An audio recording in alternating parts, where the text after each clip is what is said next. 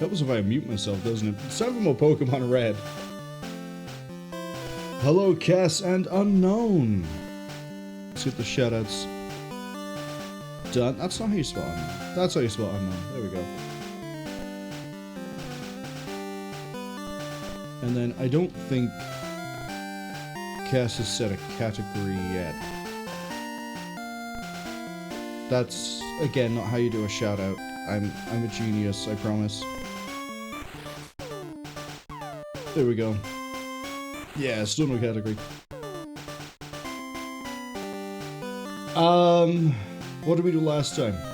Cerulean Gym, SSN, and then we ignored Surge for like 5 hours. Went to Lavender Town, then went to Celadon. We got an Eevee. We turned it into a Vaporeon. We fought Team Rocket in the Rocket Game Corner. Then we went to... we got the Sylph Scope. Went back to Lavender. Found the Marowak. Defeated the Marowak. Found the flute. Played the flute. Went insane trying to find a Venonat on a 20% chance and then found it somewhere else instead. And then... hey, right on. And then we went and actually got the Thunder Badge, so it's all good. Oh, and we also know how to fly. There is, the time here is a lie. I said last time, it was like, oh, if I push the turbo button, my game runs at, I think it's 600 frames per second. I found out I was wrong.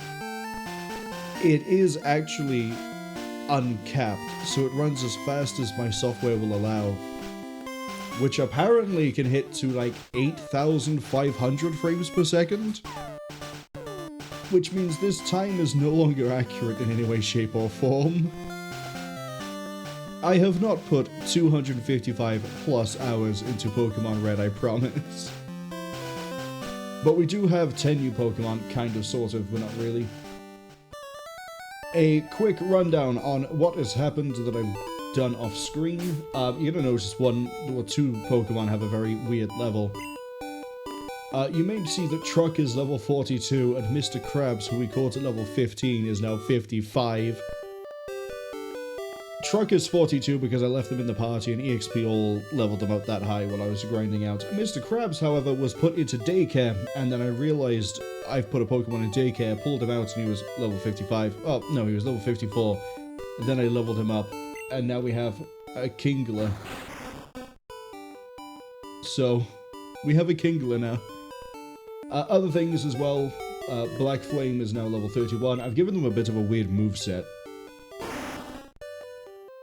Despite the fact that the attack stat here is trash, Gengar knows Hyper Beam, because I also went insane farming the points for the Game Corner. So we have Porygon, we have Dratini, we have Scyther. Dratini is going to take a long time to evolve. We'll get to that. Maybe. But Dream Eater here, I need to quickly touch on using a... double checking those on those. We're going to very quickly, yeah, that's a fun little jump cut. I have the ability to fly because we have Truck. And I remembered I had the foresight, I've also done this all the way around. Dream Eater is naturally learned by Gengar, but also you can pick it up early. If you go over to the man that I pointed out in the first stream, who's over by here, if we just cut this tree down... Now you could get this all the way from going through the Diglett Cave, which we'll get to that in a second, but... He had a dream about a Drowsy eating his dream, and now he has a TM. Which is Dream Eater.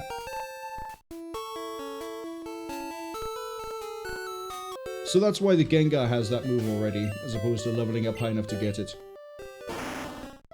Which is funny because Dream Eater is a Psychic type, so there's no actual good Ghost move in Gen 1. Other things that we've done, Buzz is level 36. This is intentional for him being as high as he is.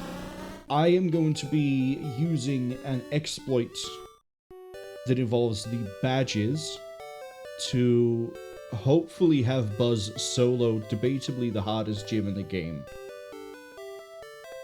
Buzz also knows Agility, Rage, Twin Needle, and Cut. The only move here that matters really is Agility and Twin Needle, but don't worry about the rest of it.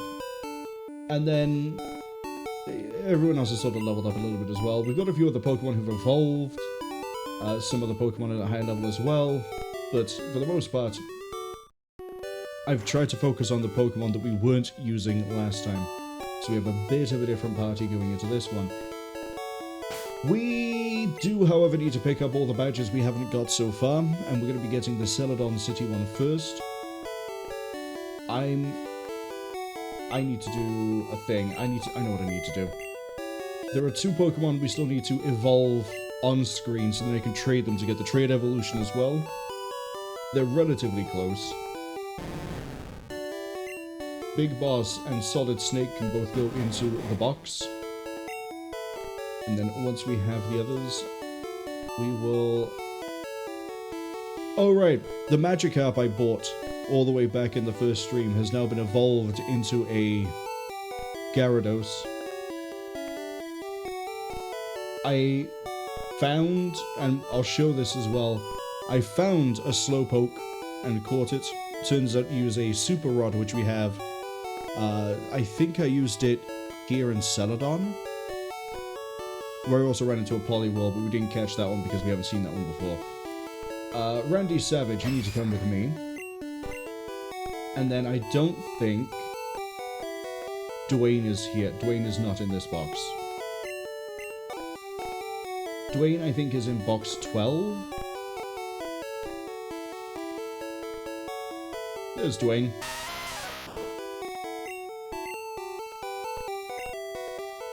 I wish I could show Pokemon without having to actually pull them out. Anyway, let's catch up with chat. So, Unknown redeemed first. Congratulations. And then Kaz says, well, a wild hostie has appeared. They can break your kneecaps, hostie. They got the emote for it. And no one's just sort of sat there taking the punishment by the looks of it. And then Kaz also says, at least there's no bad red dragons here that can distract you. I don't know if there's a... I don't know what the color palette for Charizard is in this. I don't know if he... Well, it's going to be the same as Kingler, isn't it? I can't really show a good red in this game as far as I remember. You might be right, there might be no red dragons. And then Unknown and Kaz debate the color scheme of Charizard. So, the gym... Let's sort of explain gym badges a second, and the exploit. The exploit I'm going to be using involves math. And I wish I was joking. Every other badge, so 1st, 3rd, 5th, 7th, give you stats. 2nd, 4th, 6th, 8th will instead raise your trade level limit. And what I mean by that is, if you trade a Pokemon, if I have a Pokemon right now that's, say, traded at level 50, they will not listen to my moves half of the time, I think it is, unless I get badge 6, because then they'll listen to it. Badges 1, 3, 5, 7 instead apply a multiplier to my Pokemon's stats. Now, the problem with Gen 1 is that because it's made with duct tape and sticks, it doesn't just apply this once. Every single time any stat changes, the badge multiplier is reapplied. Now, normally when you move up a stat, you improve it by 50%, so agility on Beedrill, to show this sort of visually. Speed stat here is 77, agility raises it by 2. So that means it adds 77 every time we use agility. Except that's wrong, because it's 77 times 12.5% because we have the speed badge, I think. Or we will do by the time that I go to do what we need the badges for. So 77 times 12.5%, we'll just call it 7. I know it's not right, but we'll call it 7. So we actually have a speed stat on Beedrill of 84. Then you apply agility, which improves it by 2 steps, and then you reapply the 12.5%. you can kind of see where this gets a bit ridiculous. Rage here also improves your attack stat by 1 stage every time you take damage.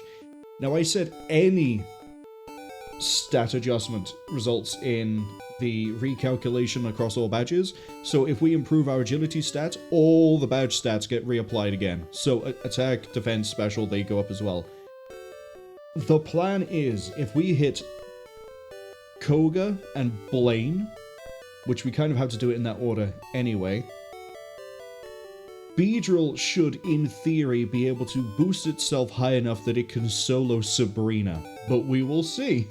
We will see if that pans out. If it doesn't pan out, we do have backup plans in the form of Truck and maybe some other people as well. But for now, we need to go fight Erica, because she's badge, what, 4? Yeah, she's badge 4.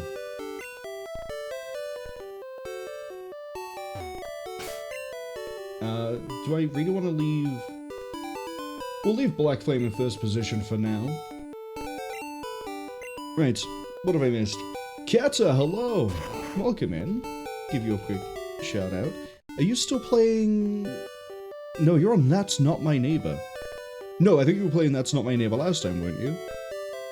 The one where you need to let people in and out of an apartment block? Kind of like Sweet Home? I think I remember mentioning the Sweet Home thing. I think that is the right one.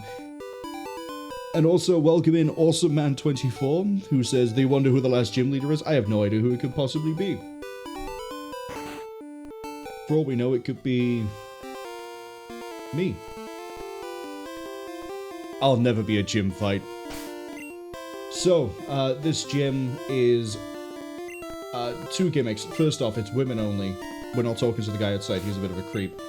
Second off, it's grass, which is why we're leaving Black Flame in first position, because Black Flame being a Gengar means normal attacks don't affect them, so they have to use grass. Grass isn't going to be that effective, and unfortunately a lot of, if not all, not all, most grass types in Gen 1 are weak to Psychic, so... Dream Eater being a psychic attack means we're probably going to absolutely rinse our way through this. I'm not going to fight everybody. Actually, I probably should fight everyone here for the money. You may also notice my money, by the way. I started selling lots of things. Lots of things. Let's begin winning the gym. Keta says they haven't played since last time. They have no consistent time since children. That's understandable. Isn't Hyrule the same when they stream when they can stream because of life? One downside with Dream Eater, by the way, it can only work if the target is asleep. We're immune to poison, so that's fine. They're asleep. Another unfortunate thing with Gen 1, Pokemon can wake up on the same turn you put them to sleep. But that's fine.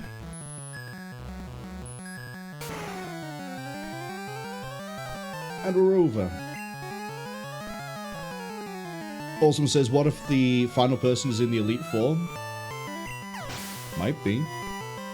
Did I also press the L button on my Game Boy SP? No, I never had a Game Boy SP. I only had the Game Boy Color and the original Game Boy Advanced. I never had the weird, boxy, flip screen thing. Nice and easy. Also asked, how do I have 250 time? By the way, unfortunately you came in just as I explained that one. So the software I'm running this on, when I was doing the grinding, I would just hold down my turbo button, which, for example, we can do that here, and you can see it skips through pretty quick. The frame rate isn't capped when I do that, so it would run at like 8,500 frames a second, and the in-game clock is then going to adjust for that, so then that's why we hit 255 time. Do I want to switch to another Pokemon? Yeah, we'll switch to Buzz because it's funny. Even though we're way over level for this gym. Hi Buzz, Twin Needle please. Upside, well, apart from the fact that Bug stats are pretty bad in Gen 1, because Buzz is speed and attack focused. Speed, as I've mentioned before, being so... pretty much the entirety of the crit calculations off the speed stat. Buzz has a decent chance to crit. Problem is, yeah, that's going to take a while, which is why we have the turbo button, so I can just rip through all of the everyone gains experience part. Oh, you're not gonna see me by there? Really? It's a shame. And through we go.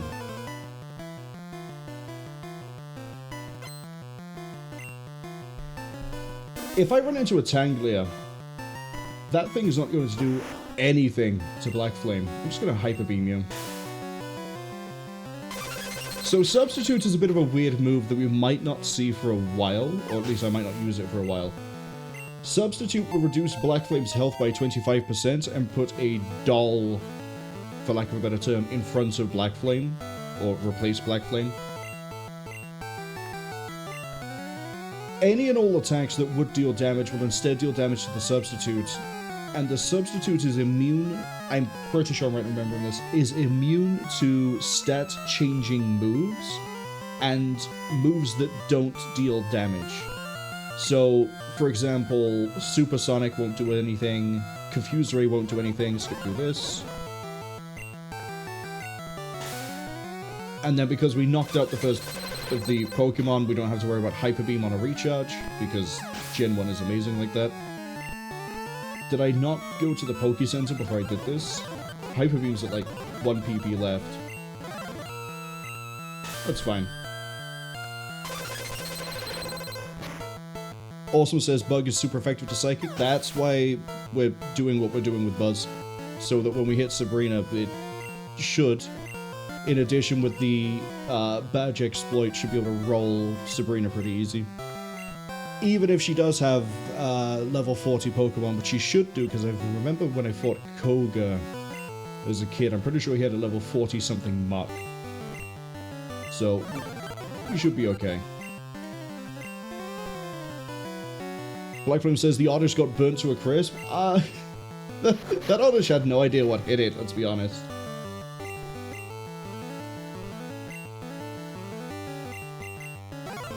There we go. Speed that up a little bit, because we're just going to sit there and wait for the Hypnosis to go through, and then we just win. I am going to have to head back to the Poke Center, though. Unless, yeah, no, we'll do the rest of this with someone other than Black Flame. Awesome as how many Pokemon games have I played? I've played Red, Yellow, Gold, Silver, Crystal, Ruby, Emerald, X, Black, and Ultra Sun. So I'm familiar with Pokemon. And this entirety of Gen 1 has just been me showcasing different tricks and exploits that are reproducible on cart. For example, the whole reason we have a Mew is because of a memory exploit trick, which I haven't actually done any since the second stream. But we caught a Mew as close to authentically as you can without using a cheat code, Game Shark, anything like that. You just have to do 2 specific fights and then Mew. Similar to how we got Cubone early and a Staryu earlier as well. I'm gonna cut this tree here, just so we get it out the way. We're gonna put it into first position to replace Black Flame. Honestly, Buzz. If Dwayne hits level 25, we're gonna head out of here and do a quick trade. And then we're fine. Awesome says they did that, the Slowpoke Trainer fight. You've got an earlier one than that. You've got a way earlier one than that. You've got the Nugget Bridge Misty Trainer, which is the one we did. There's actually I think there's... I'd have to pull the map up again. I think there's 6 trainers you can get Mew from.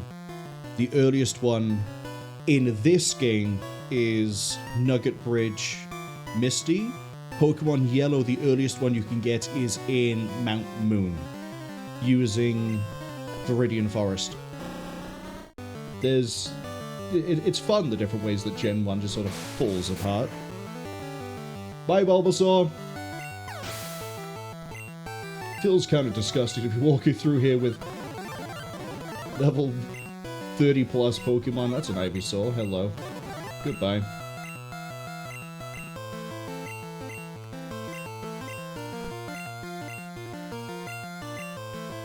I kind of love and I hate the EXP all at the same time. I wish it didn't just tell me every Pokemon got it.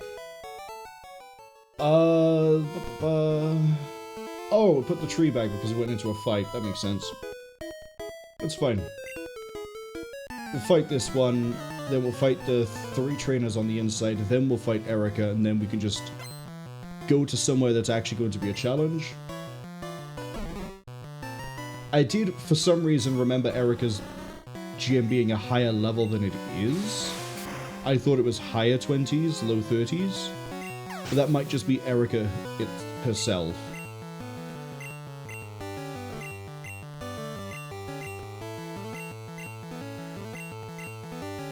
Yeah, I'm just gonna skip through that EXP box every single time.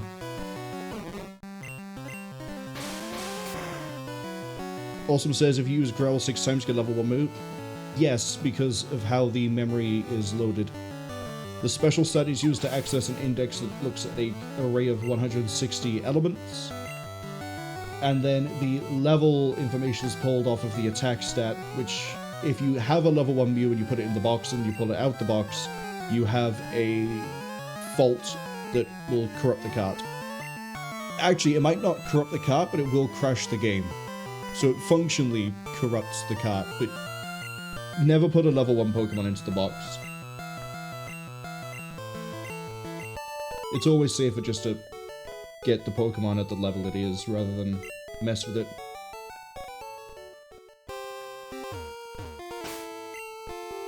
Okay, let's go in through... No, Buzz is in first position, there we go. That's Erica right next to this one.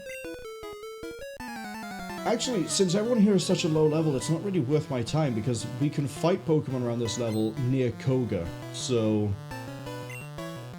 The sooner we get Surf, the sooner I can showcase another example of the memory trick. I'm going to take one region's Pokemon and put it in another region. It's gonna be funny. Well, it won't be funny, but it'll be interesting at least.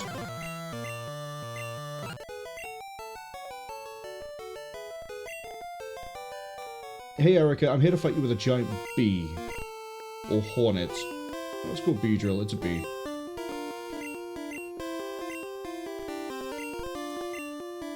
Why else would you think I'm here if not to challenge you, Erica?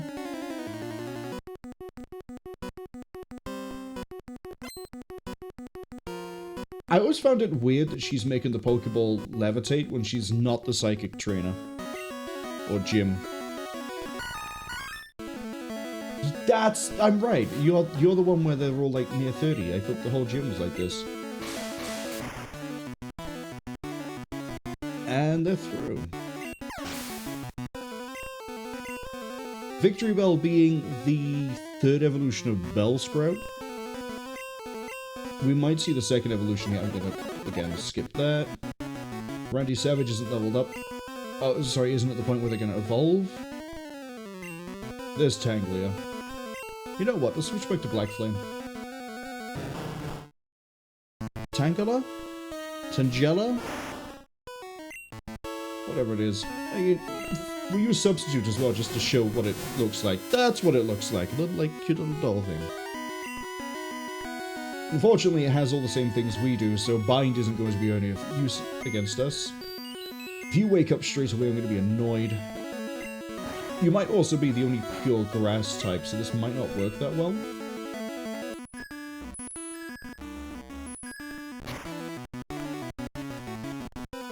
Yeah, you're pure grass.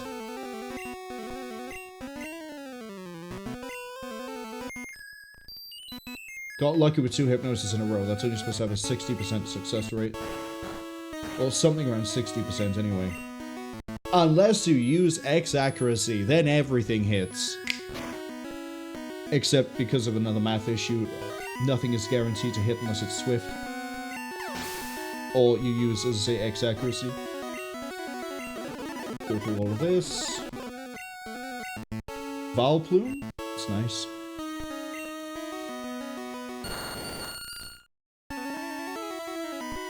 I always thought Vileplume was the ugliest of the grass Pokemon on Gen 1.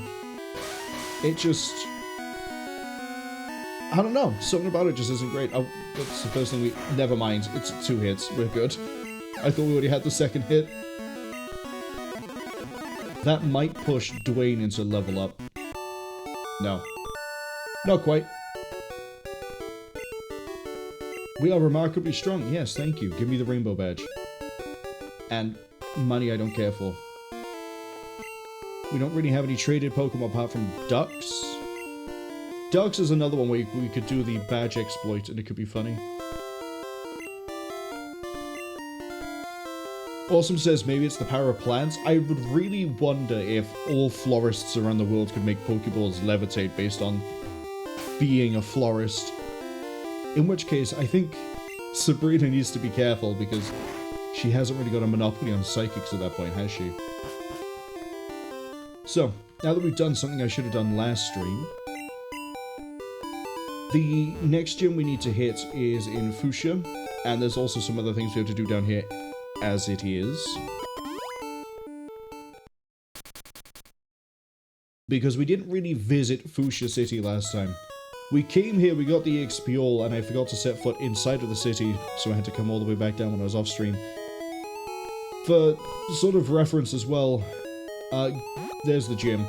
Grinding has been pretty much just pick a Pokemon and then just run left and right here. Because you can run into level 29 Raticate, you can run into level 25 Fearow. Hello, level 25 Fearow. And it's the only good spot we have for experience at the moment. I don't think you're able to win this one, buddy, but we're gonna just tow you to Twin Needle.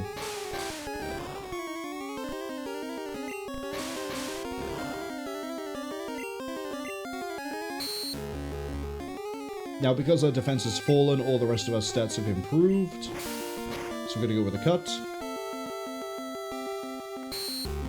Defense falls again, and all the rest of the stats improve. Go for another cut. Honestly, badges are kind of funny in the way they work.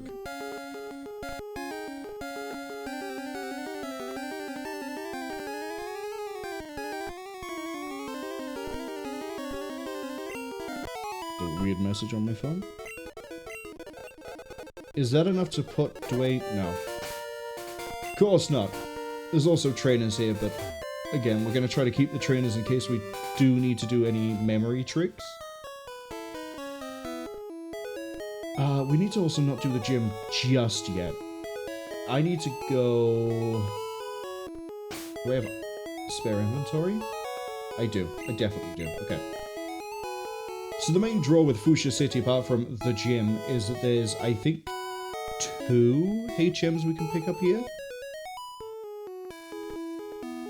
One of them, I think, is here. We need to bring something to you. We need strength to get that. He has lost his teeth in the Safari Zone. We don't have them. But if we bring his teeth back to him, we get a prize. I forget what's in this house. Oh, you're the other fisherman, aren't you? Yes, give me the middle rod. Even though we got super rod second. And then we could fish up the back there, but we're not going to. What was I going to do? Right, so, Safari Zone. I think I've briefly mentioned it in the last stream. It is a bit of a weird place.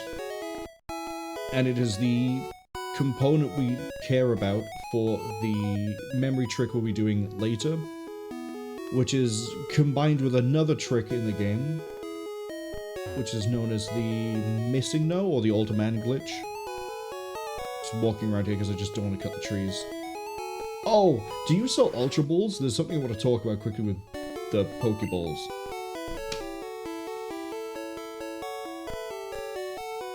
Because of how math in this game works, the Great Ball is better than the Ultra Ball, except for if you get a Pokemon below half health. If we were to run into, say... Let's say I did the trick again, we ran into Mew. The Great Ball would have a much better chance of catching Mew on the first turn than Ultra Ball would.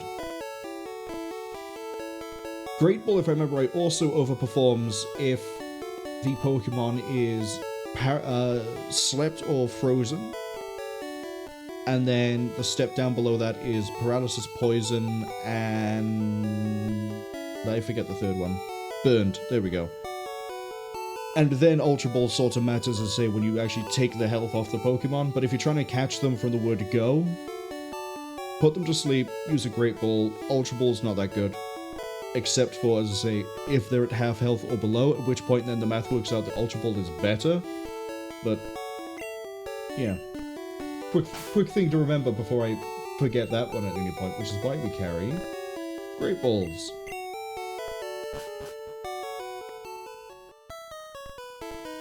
If I remember right as well, the Ultra Ball performs worse than a Pokeball against legendaries. Unless, of course, they're at half health or below, in which case then the Ultra Ball's going to win. So, the way this works, there's quite a few glitches involved with the Safari City. One of them I don't know how to reproduce consistently, but the Safari Zone is how you get access to something called Glitch City. Now, I know I can talk about it, I just don't know how to reproduce it myself. It involves something along the lines of, we pay to go in, because you have to pay. Yes. They do special Pokeballs. We'll get into the mechanics of why Safari Zone is broken in this game later.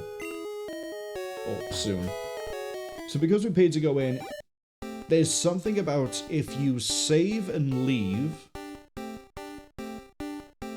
I'm pretty sure it's save and leave. I don't know if you have to, like, save and teleport out or anything like that, but if you save and leave... No, save, reset, then leave. The game still thinks you're in the Safari Zone, so when you run out of steps in the real world, as in, like, not in the Safari Zone, if you're in a certain zone, like, say... what's one that definitely works off the top of my head? I think Fuchsia City works. What will happen is the game will try to put you into a special exit, like the Safari Zone would have, but because it can't find it, it puts you into what's called Glitch City, which is instead lots and lots of bits of random information interpreted as a map that can, or cannot, depending on how it's interpreted, be read as somewhere you can walk. It's a really weird one to look at. I don't know how to reproduce it myself consistently. If you're interested in seeing that sort of thing, then just Pokemon Gen 1 Glitch City. You'll probably find a picture, video, something on it. It looks really bizarre. As for what we're going to be doing with Safari Zone later on, I'm going to take the Safari Zone and I'm going to put its Pokemon somewhere else. It's a really fun trick to do, it's a really quick trick to do as well. But for how this place itself is supposed to work is we have 500 steps to run around in different zones and find different Pokemon you wouldn't find anywhere else, unless you do the trick. However, the first time, well, it doesn't really matter what time you do it, but the first time we're here, we need to solve a, I'm going to put giant parentheses on this, puzzle. We need to find the Warden's Teeth and speak to a certain person in hopefully one trip. You can do it in one trip. We're going to try to. If we do that, we get what we need in order to continue progressing the game. We're not going to worry too much about catching Pokemon as it is, but if we do run into a random battle, which is possible, I'll talk about how the game just doesn't work. So if I remember right, we need to go this way. I don't know why we have the trade music on a loop. Here we go. Hi, Parasect. So, inside the Safari Zone, we have the options Throw Rock, Bait, Run, Ball. Problem is, you should never do anything other than throw ball. What is supposed to happen is Bait is supposed to improve... It decreases the chances of catching, but keeps the Pokemon there. Throw Rock improves your chances, but makes it more likely they run, or you can catch them, or you can run yourself. But because this is functionally just random chance. Your best chance is actually just throw the ball, you catch them or you don't. If you throw the rock and then they have their turn and they choose to run, then you've wasted it. If you throw bait and then you throw the ball and then they choose to run, you've wasted it. If you throw the ball, you don't catch it, you could have thrown 2 balls. It always works out better to throw ball than to not throw ball. Always throw ball. We don't need a Parasect though, because we have a Paras in our box.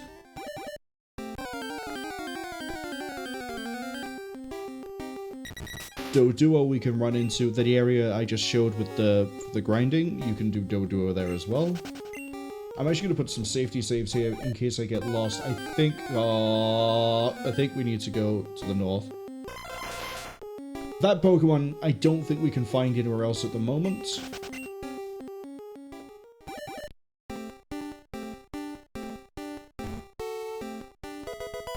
I'll take the car boss. So we should have gone up there. I know we need to leave this zone through the west. But we do that by going all the way north. I'm going to grab the items on the way as we go around. If we're already at 376, we might be able to get through this in one go. Scyther, if you don't want to grind it through the game corner, this is where you find them. They're one of the harder things to run into.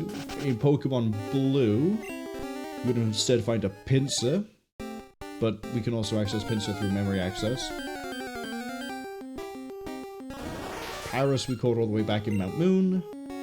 One nice thing about Gen 2, I don't know if Pokemon Yellow does this, is safeties, is that Pokemon you've caught will have a symbol next to their name. Pretty sure this is the right way to go.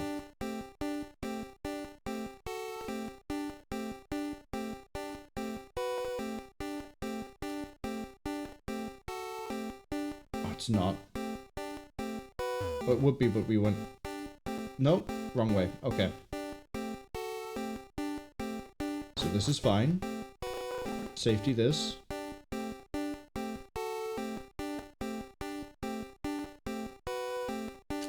This one's fine. And then we need to not go down here.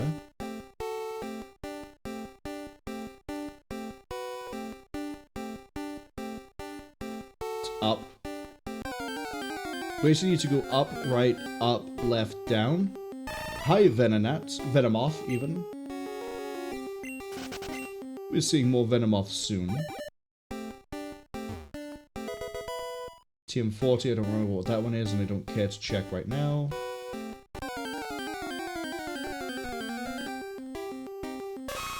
Okay, I guess you could run into some Pokemon you find elsewhere in the Safari Zone. I need to check that item. Protein. 239, we're running a bit low.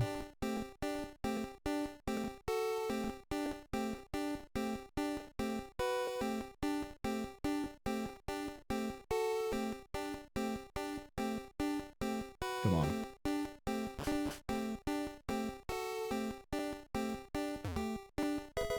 We found the teeth. And now we need to get into here, which is the warden's house. Or the game person's house. We're the first person to reach the secret house. They were getting worried that no one would ever win their champion prize. Congratulations, we won HMO3, which I think is Surf.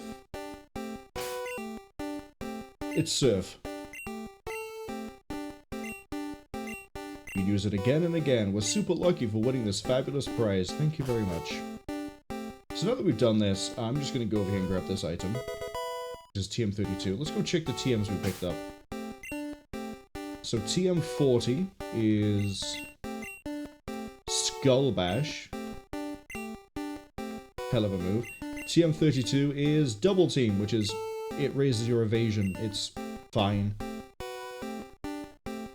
We're going to teach Surf to someone. Mr. Krabs.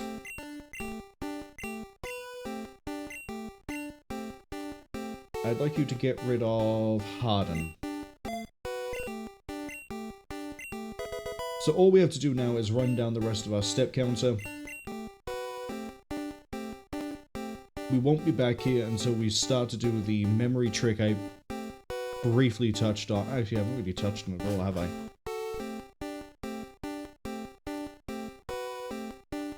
Essentially, we're just going to run up here and then to the right. That should be enough. Oh, not quite. Run all the way back down, get our steps in.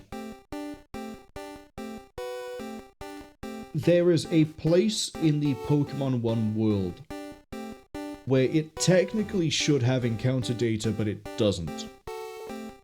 The Old Man glitch requires you go talk to the Old Man of Viridian City, then you go to that place I've just mentioned with the no data, and then we're done here. And because you're now in a place that should have encounters, but you've just come from somewhere with no encounters, it loads garbage data. I believe the garbage it loads is based on your name, which is how you can get the final legendary in the game early, is you name yourself in a specific way to cause that encounter to be loaded. It's kind of in the same way as how you get the Nugget or the Mew early access, is because you find a Pokemon that has the right special stat for the access, and then it goes, we want access 21, that's Mew, put 21 in, there's Mew. Same thing with the name. Instead, what we can do, of going to the old guy and getting Missingno, is we can go to Safari Zone, we can get the encounter data from there. Because Fuchsia City doesn't have encounter data itself, we can step out into here, then we can fly to the place that should have data but doesn't, and it will interpret the encounter data as Safari Zone and not as whatever else. Which means all the Pokemon in the section of Safari Zone we finish in will then be loaded into that place and we can fight them as normal. Which makes them a lot easier to get people like Kangaskhan, which is what we're going to try to use that trick to get. If it sounds confusing, don't worry, it'll be easier to understand when we actually get to doing it. But for now we need to go fight Koga, and the easiest way to get back there is we're just going to fly.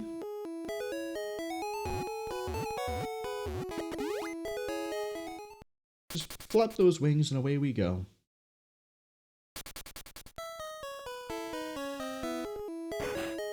First thing we have to do is recover ourselves.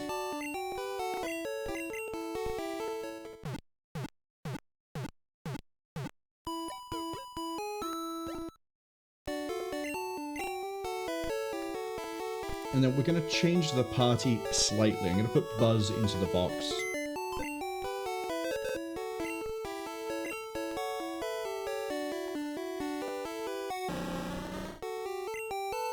And we're going to pull out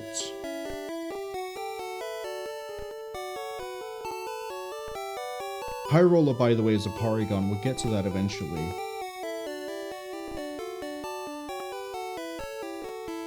I'm tempted to pull Barry out. Barry feels like he should be in the party. Now this is going to be a very rough fight, even though we're over-leveled to a significant degree.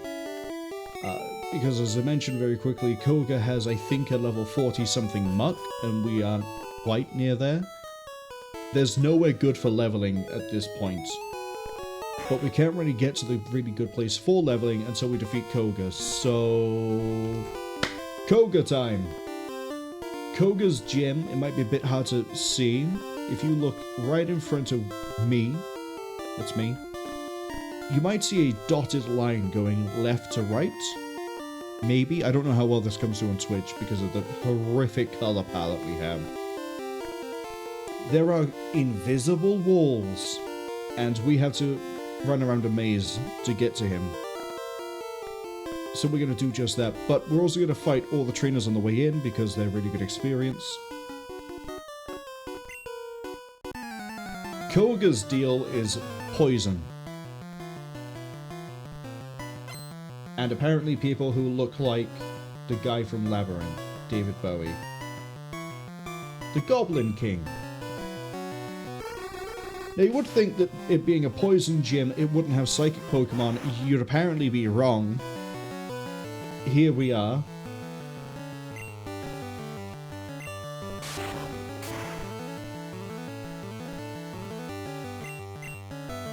Please put it to sleep. Thank you. Now, the only issue is that we don't have a lot of good psychic options, attack options with Gengar. This is not going to do much. Let's see. Thankfully, it does heal Black Flame just a little bit. We're going to go with a Hyper Beam. And miss, because... Of course we do. You're switching to Kadabra.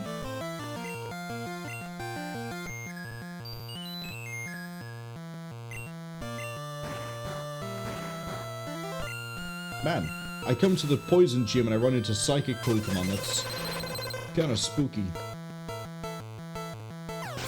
Thankfully, because Kadabra has basically no physical defense, Black Flame not being good at physical attack is not too bad.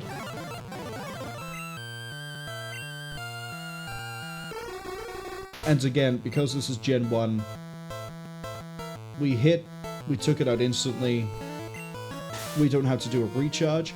Normally when you use Hyper Beam, you have to spend a turn recharging, but again, because this is Gen 1, if you defeat a Pokemon and it switches a new one in, for some reason it doesn't make you do the recharge. We've just done the recharge now. We're going to go for a Dream Eater.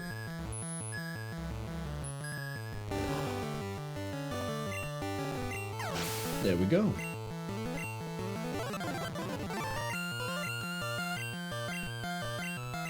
Dwayne still hasn't leveled up.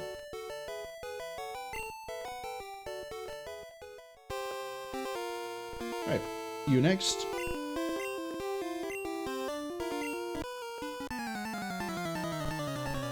Are you going to actually have poison Pokemon in the Poison Gym, or are you going to fight me with two Psychics as well?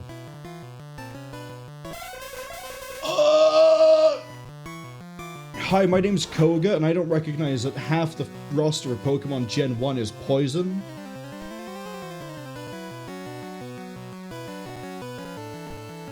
Thus, all my trainers are going to use Psychics.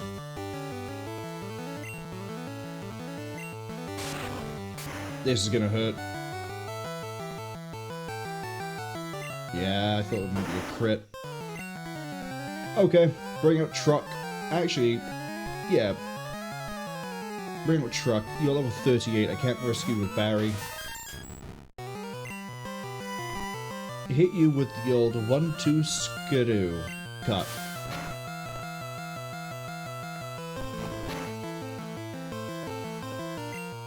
Actually, use Fly. Fly is a 2-turn move, just like Dig, but we haven't seen Dig yet. We'll be going to get Diglets at some point this stream. You technically can't be hit on that turn you go and Fly.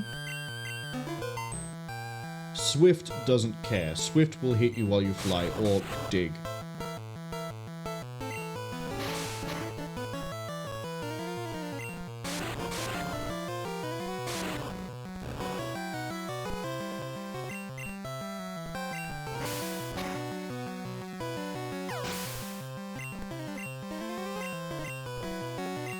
I might need to leave Truck in front, because they're going to keep throwing Psychic types out. Oh, I say this, watch the next one we run into be Poison. That's not too bad. Just have to run over here. We'll give the Warden his teeth soon, don't worry. I'm not going to keep them in my backpack for long. Pokemon Yellow does retool the gyms a little bit, so it might be that Yellow, all the trainers have poisons, as opposed to Psychics in the Poison Gym. You want to become a ninja, so you join the gym. Do you have a Psychic as well? It's not very ninja of you. Oh boy! I'm gonna kill someone.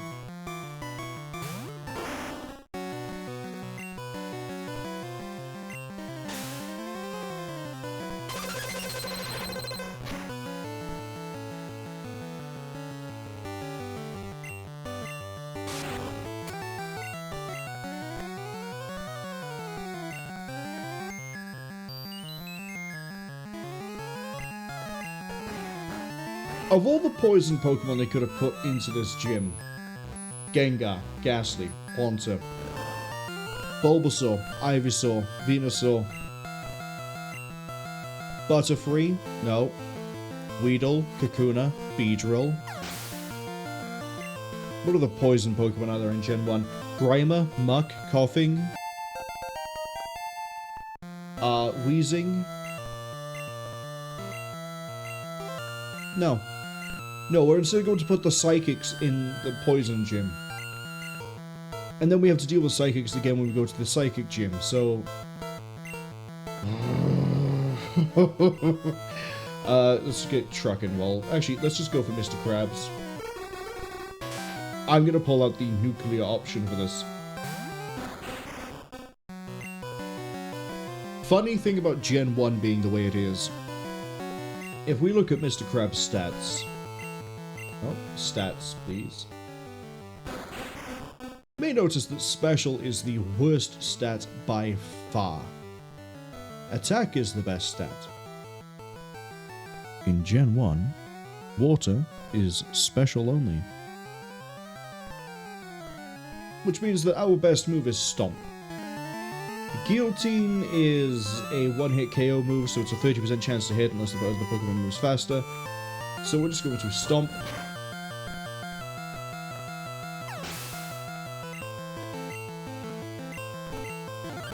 Skip through all of this. Here comes a Kadabra. Man, I just wanted to have a Poison Gym, but no, I guess we're doing Bud, Light, Sabrina.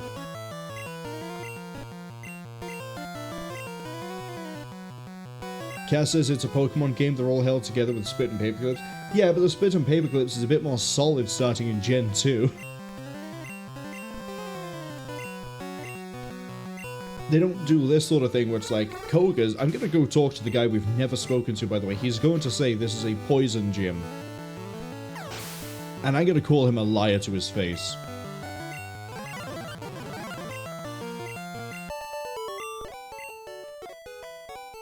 Right, this guy down here, if you speak to him, he tells you about the gyms.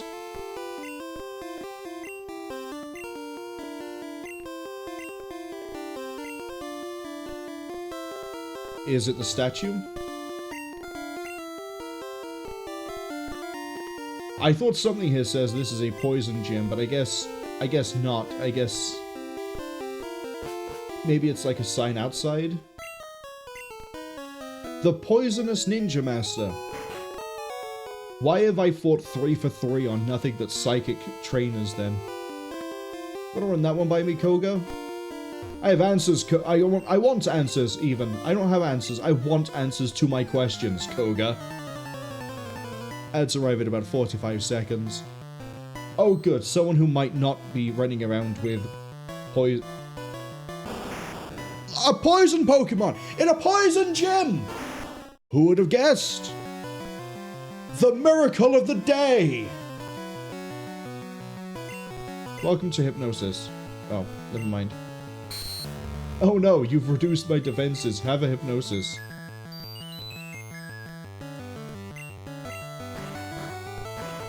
And unfortunately, Dreamies are being Psychic type.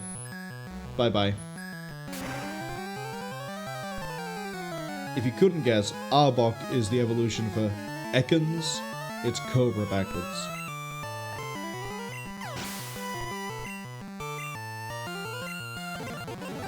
At some point, Dwayne is going to level up, and then we have to dip out to do a trade. Sandslash is not a poison type! I'm gonna kill someone, I swear. Yes, change Pokemon. We're gonna change to Mr. Krabs.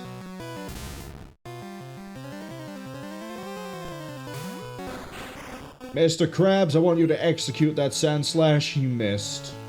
Oh good, you've been sand attacked. Okay, Crab Hammer.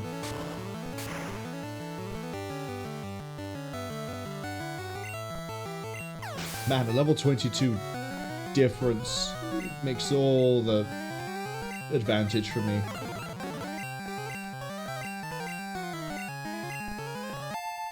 Hey, Barry's level 27 at least. About to use Arbok. Are we gonna change it? Yes, we are. Back to Black Flame. Cass has gone to go Google who made Koga's gem. Please find out so we can send them a letter. 20, 30 years after they've made the thing. I'm sure they'd appreciate it.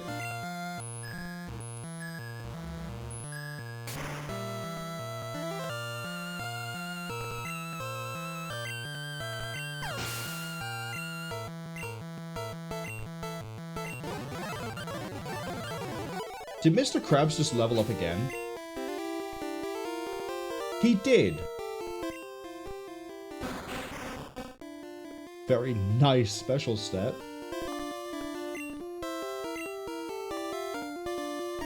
Then we need to go into here. We might as well fight everyone on the way in.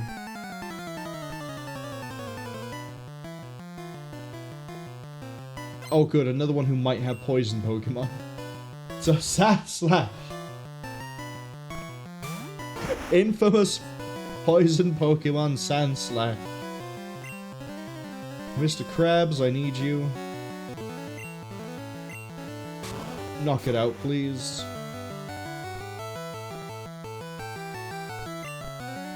Cass says it was apparently a collective effort. What, of people who made Sabrina's gym got asked to help out? I'm gonna flip my lid if we get to Sabrina's gym and I find that they've got poison Pokemon in there. Dwayne is gonna evolve. We'll do the trade after we deal with Koga.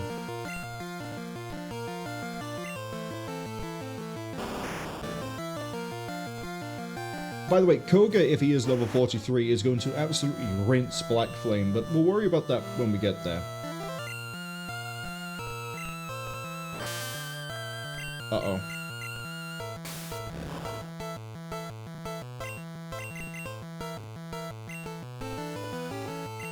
Come on, I have a chance to get paralyzed now, and I have a chance to fail that.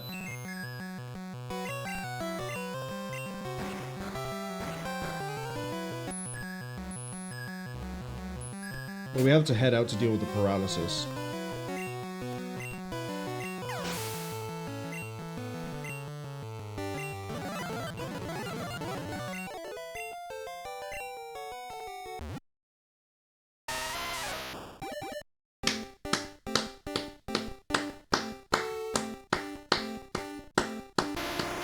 Hooray.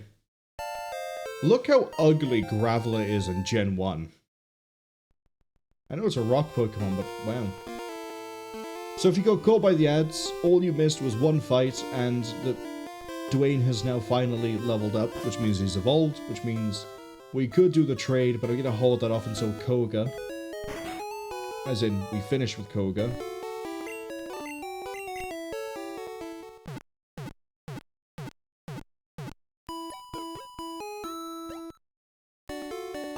Actually, if I do it now, we can put our backup plan. No, we have a good backup plan as it is. Never mind. I was gonna say we could shift Red Alert in, but we had Red Alert basically be the center stage of the last stream. Black Flame is shaping up to be the center stage of this one too, because honestly, we keep running into things I don't want to deal with, like this guy here. Like, Master Koga comes from a long line of ninjas. What, and psychics too, apparently. Sure hope his daughter isn't anything like this. Oh, fuck. It's gonna be psychics again.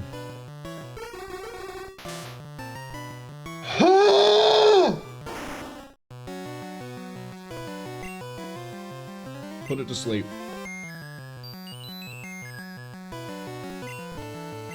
Thank you. Get it.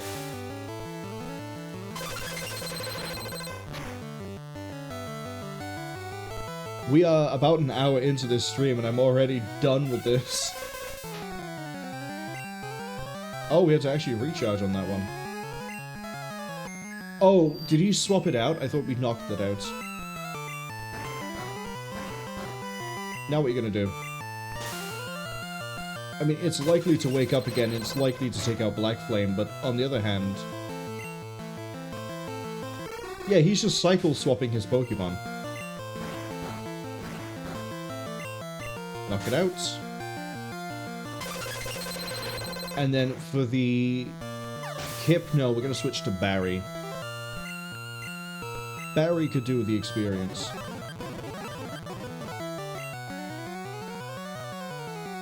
Hey, Barry.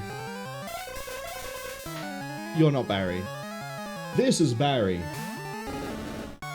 Significantly a lower level than you, and we're going to go with Rage. Represents how I feel right now. That's a crit hit, and we did basically nothing.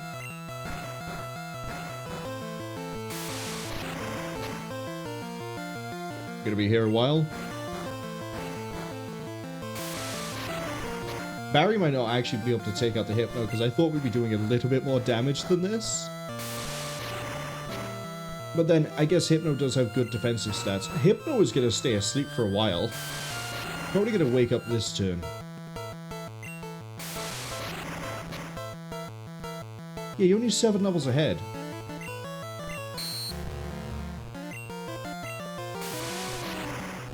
That's alright. The stats are now multiplied. We're going to be doing much more damage. You try to use Disable. Our attack is going to build because you still used a move. Poisoning Barry isn't going to do anything apart from make me go to the Poke Center after this.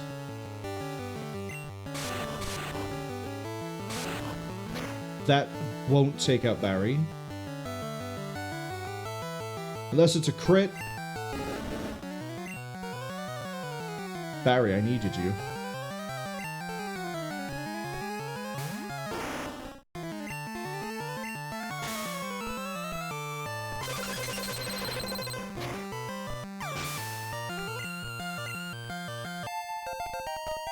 At least Black Flame made it to level 34.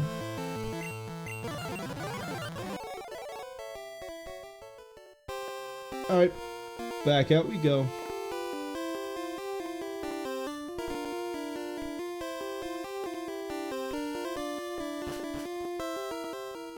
The other funny thing to this is I think I'm supposed to be doing the Silph Co before I do Koga or Sabrina.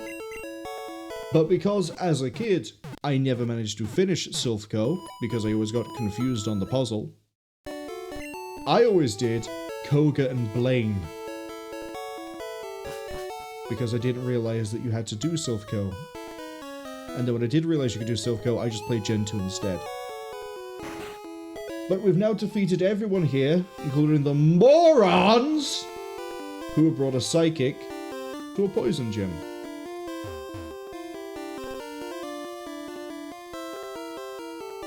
Hi Koga, I have so many words for you, and none of them are permissible under this age rating for the game. You're gonna show me true terror as a ninja master? It's gonna be 2 Venonats and a trench coat, isn't it? I remember in yellow it is 2 Venonats and a Venomoth. I don't remember what it is here, apart from a muck. That's a coughing. Worst case is, we just lose against you again and again, and I just farm you for experience. Tackle isn't going to do anything, Poison isn't really going to do anything, Black Flame is positioned to be really good against us, even with a level disadvantage against Muck.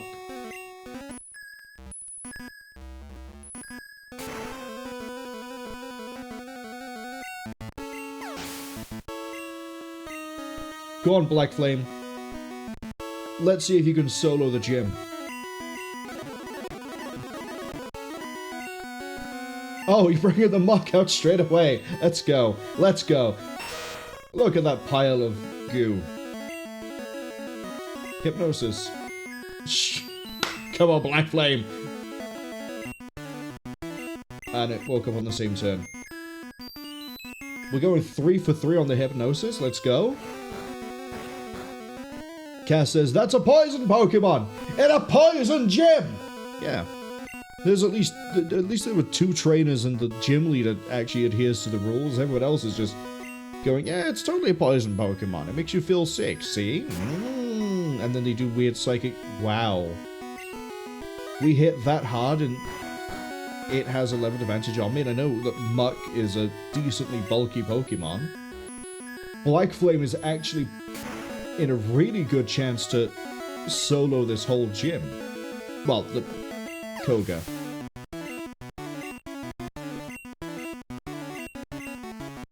$100 experience handed out to everybody else. Randy Savage might level up from this by the end of it. I'll use a coughing. Hello. Hypnosis, please. Oh no, its attack stat has been boosted. Whatever will I do? Because I think poison is a... Oh no, it's used another attack stat. Whatever will I do? Because I think, to finish my thought, that poison is a special type in this game.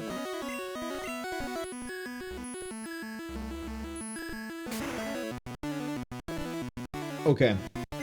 Do you have a level 40-something Muck, or was I thinking of Pokemon Yellow? No, Yellow you wouldn't have it. It would be Venomoth. So it has to be this. Randy Savage evolves at 28, so Randy's going to be with us for a while.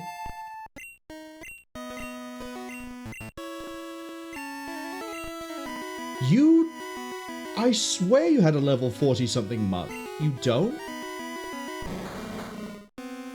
Wheezing! It's a level 40 Wheezing.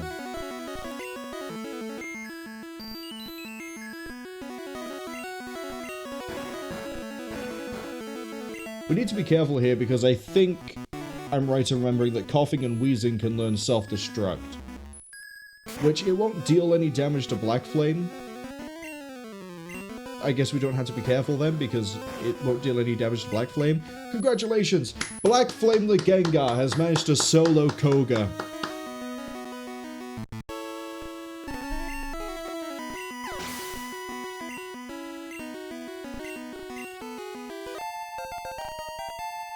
So, another reason as to why I wanted to get access to Surf so quickly is the best place for us to train and grind our levels all require, or the best places, I should... Best places all require that we have Surf.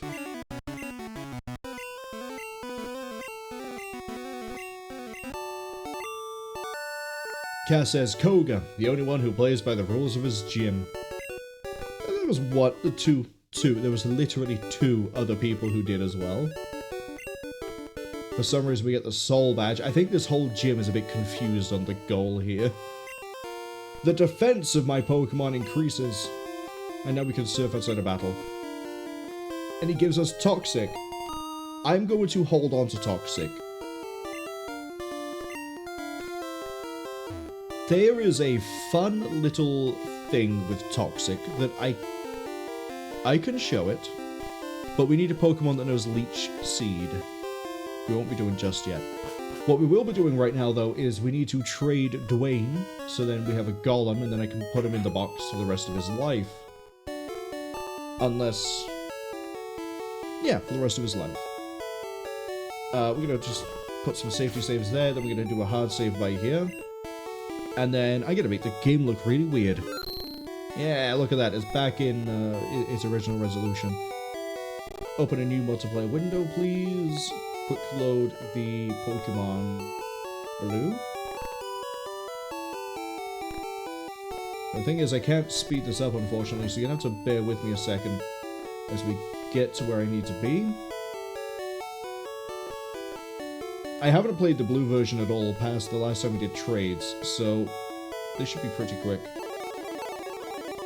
Why have you suddenly sped up?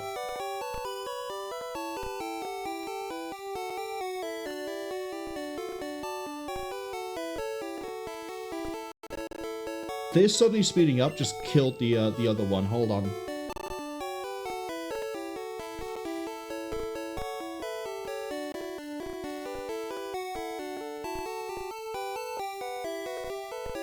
Something weird's going on here. Hold on.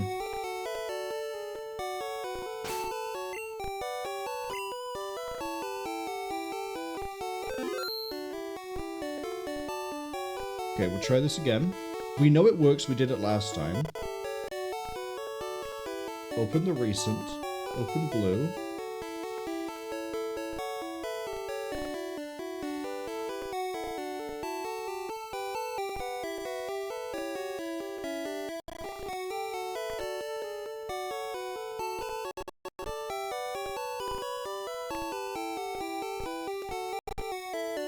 Okay, we're gonna have to restart this a second. Hold up.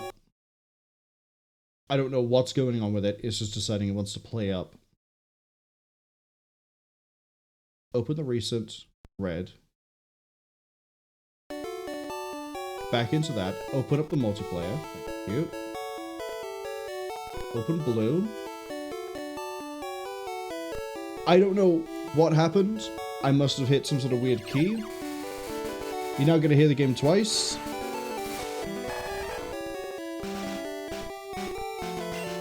Gonna drive me insane too. Give me a second. There we go. You should now recognize there is a... There we go.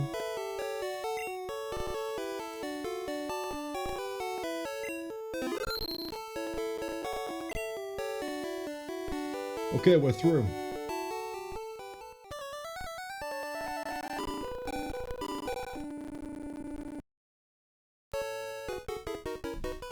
We need to trade the Graveler for the Graveler. We don't need to trade Graveler for Graveler, but we're going to. Because then we just trade Golem to Golem.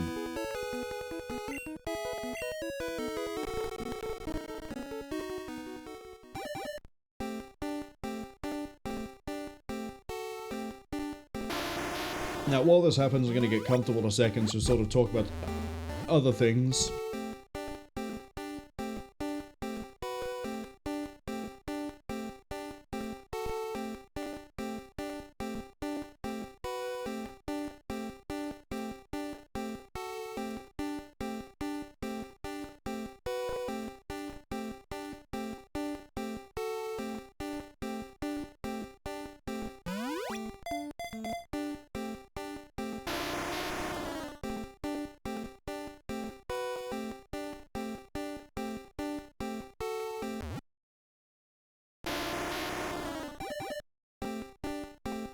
I hope you all appreciate the name of the other Graveler.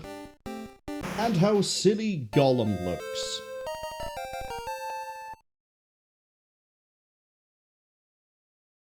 And then we just trade them back. Actually... do we want to hold on to Golem? No. No, trade the Golem back.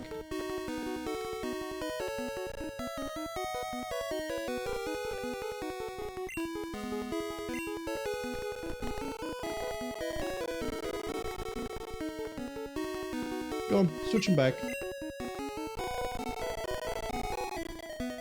Off they go. So, the other thing I want to talk about. I don't know where this stream is going to end. I know it's a really weird thing to say and then leave on a note. I need to be somewhere in about 3 hours. Well, 3.5 hours actually, but functionally I have 3 hours to play Pokemon Red today. Given that we just cleared those 2 gyms fast, and well, admittedly we're overleveled for Erica. Koga took us a little bit of work. Took a little bit of work to do that one. I want to showcase the Safari outside of where it should be. We then need to get Kangaskhan. I also want to make a play for at least one of the legendaries in this stream. And I'd like it if we can beat Blaine, do Silphco, and do Sabrina, which is a lot to try and do in 3 hours. It might be that I have to cut some things out. Blaine is non-negotiable. We have to do Blaine. We have to do Sylph. We have to do Sabrina. I might not be able to do the Safari trick today. It depends on time. But also, if we have time, it's easy enough to do because once we get access to Blaine, we can do it. The problem is that Blaine isn't straightforward to do. Because, kind of like Silphco is required to do Sabrina, you have to do something to get Blaine. I'll elaborate more when we get there.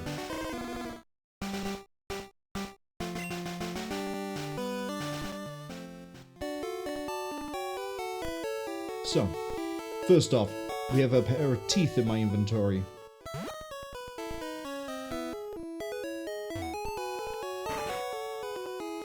Take your teeth back. You freak.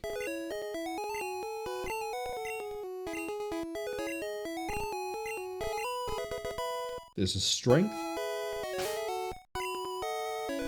And we're going to teach this to our good friend, Mr. Krabs.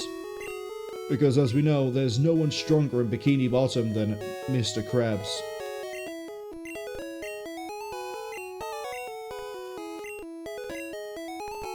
Now, I think Stomp is a more powerful move than Strength, but honestly, I don't care.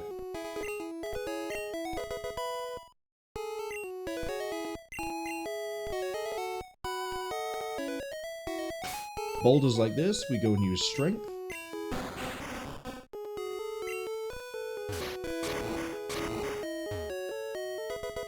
We have another rare candy. Now, the smart person in me would use the rare candies on Randy Savage to get him to evolve, and then we do another trait evolution. However, I'm also very conscious of time.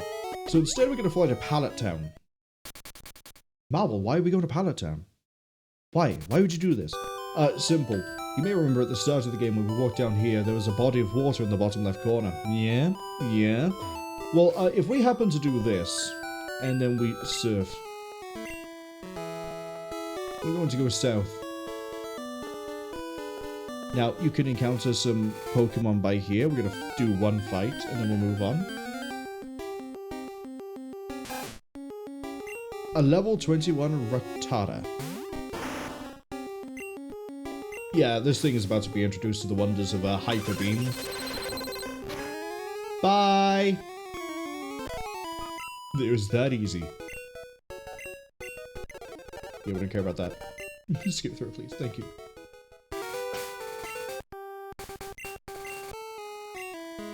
I got on Mr. Krabs. We're just gonna get some new Pokemon. So because we're surfing, we kind of get access to the same sort of Pokemon we would see if we fish. This is where I'm going to pick up Tentacool. We can also run into its evolution Tentacruel, but we're not going to catch it because I'm going to get it through evolving Tentacool. As I said earlier, Great Ball with a Hypnosis or just Sleep is the best odds we possibly have at the moment for catching on the first throw. So I'm just going to sit here and do this again and again. I can't really use any attacks on Black Flame because Tentacool is part poison. We would kill it straight away if we use anything.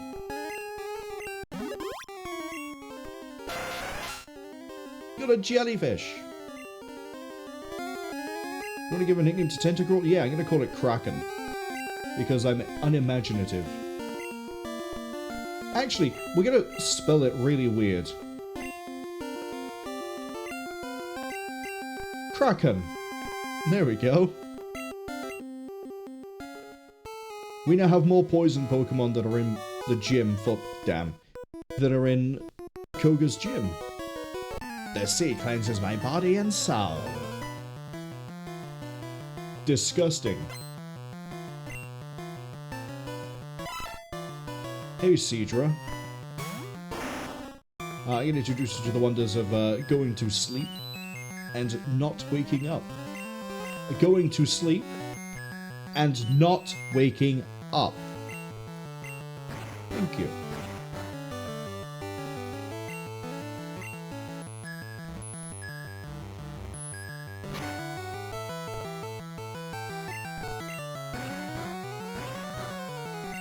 Get a Hyper Beam on the end of this.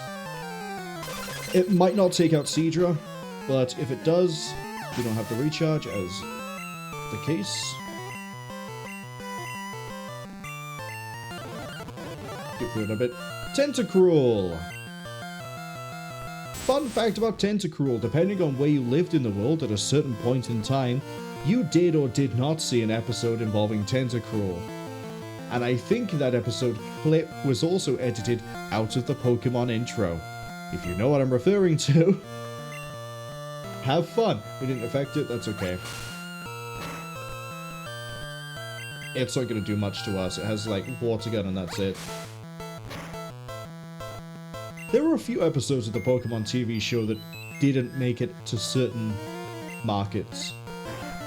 Either because of epileptic problems or because of real-world catastrophes that happened that also somewhat look like things that happened in episodes, or James pulled a gun on someone.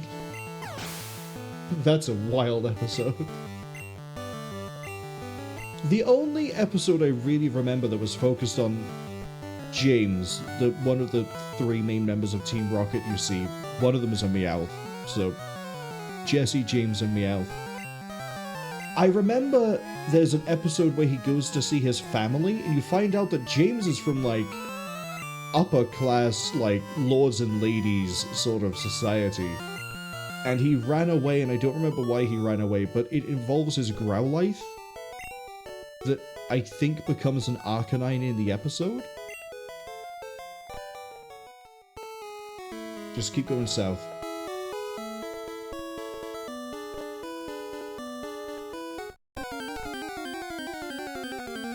I don't remember that many episodes. Another episode I do remember actually involves Koga, a level 5 Tentacool. It's not even worth my time. Another episode I do remember is, say, Koga when they're in the house. I should probably just follow the wall. 5, 10. The only reason I really remember that episode is I think that was the first one where Psyduck actually matters. Before that, Psyduck is treated as like a joke or something. By the way, we're in Cinnibar Island. To finish the thought on Psyduck. In that episode where they go to Koga's gym, Team Rocket attack and they try to steal Pokemon. It's all they do, is they try to steal Pokemon, they lose, and they go, Team Rocket's blasting off again! Psyduck, I don't know how to word it, it goes insane. And because it goes insane, Team Rocket's attack stops. Lots of weird things start happening. Anyway, let's go see Blaine. The door is locked. Let's not see Blaine.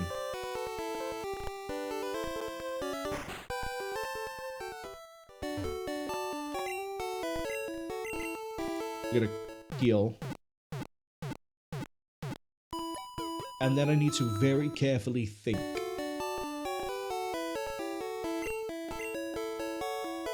I am carefully thinking. Okay, I know what I want to do.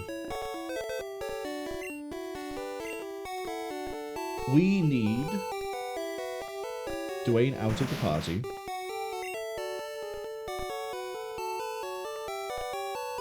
I kind of want to take Kraken out.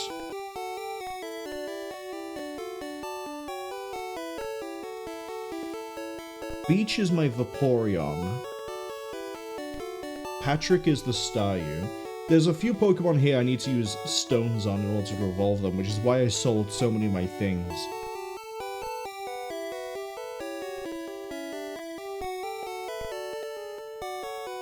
I'm gonna pull out Beach.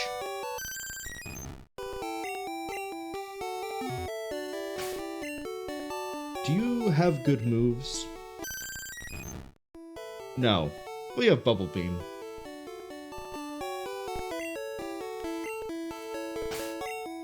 We're gonna leave Black Flame in position 1 while we get through the Nightmare.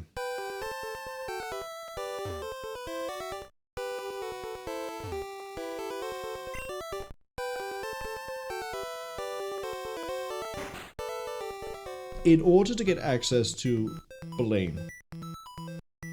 Ooh, wow. I forgot how good the track is here.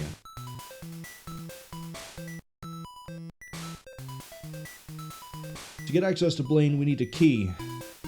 I think someone in the town tells you about the key, but we're gonna run around here anyway. This is, if I remember right, a really good place to grind, but it's also where we run into Grimer, Coughing. There they are. Level 30. Yeah, this is good for leveling up. Part of the reason why we're leaving Black Flame in position 1 is because they can't get poisoned, so they won't be affected by normal moves. And they also have access to, well, Dream Eater.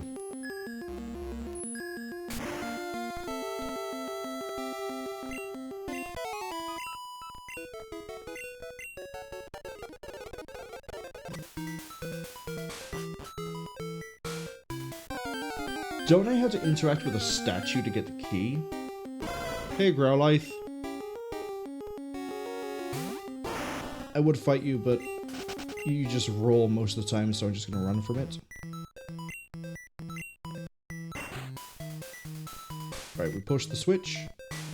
You're a thief, but again, we want to try to not interact with thieves. You I need to catch. It's Ponyta. Go to sleep.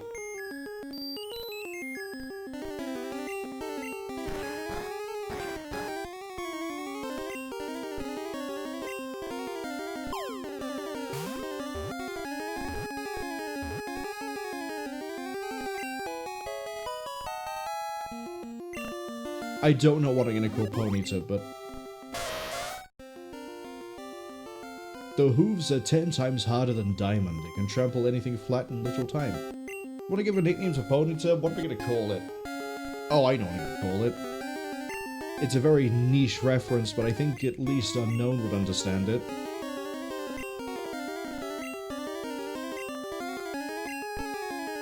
Is that how you spell lasagna? I know there's 2 different ways to do it. Plural is with the E, okay. Very niche reference.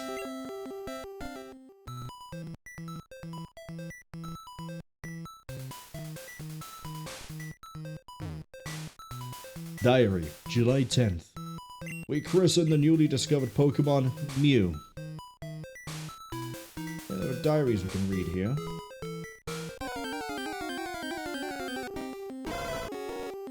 I'm going to be using the turbo button very liberally here.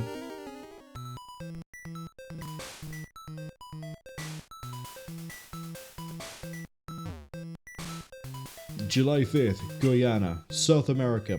Gen 1, as far as I remember, is the only generation to use real-world places. After this, they try to make it their own little world. A new Pokemon was discovered deep in the jungle. So they found Mew in a jungle. If you watched the first Pokemon movie, they kind of have this place in that movie at the very start.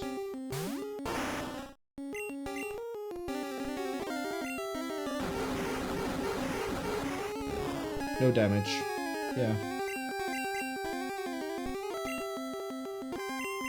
Come on. Anytime you feel like actually... Thank you. Please don't immediately wake up.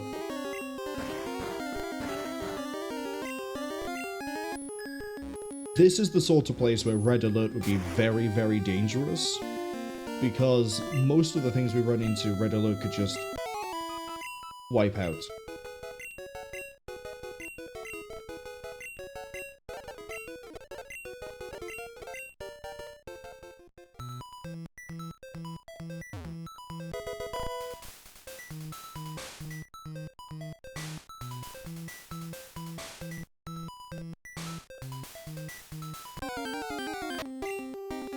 I don't want to fight a Ponyta.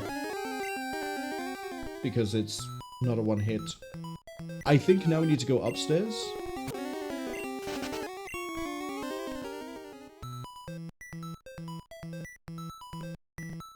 I remember there's one part where we need to drop down. February 6th. Mew gave birth. We named the newborn Mewtwo. I'll take Coughings out. Because if we can put them to sleep, we can knock them... Well, we can take them out. Oh, I need to catch a Coughing, don't I? What am I doing? Great Ball it.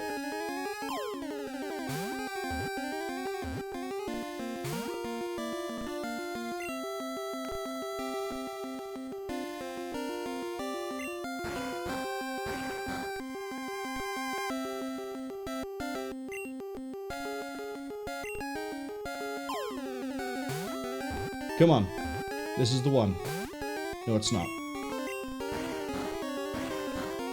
This is the one.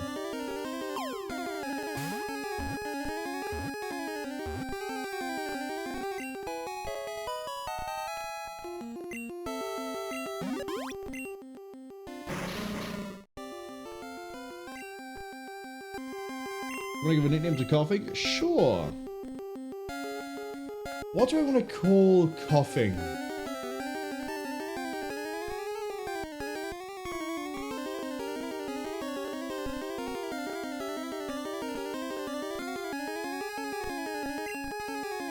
See if anyone can guess this as I write it.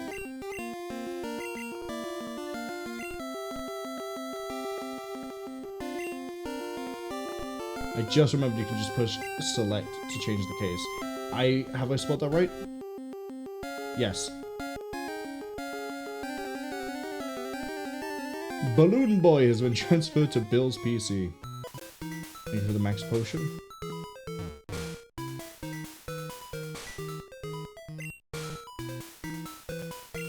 Oh no, I'm out of item room.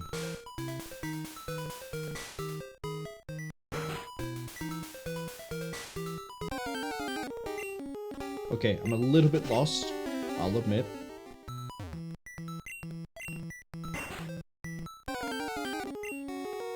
Oh, now we get to catch a Grimer.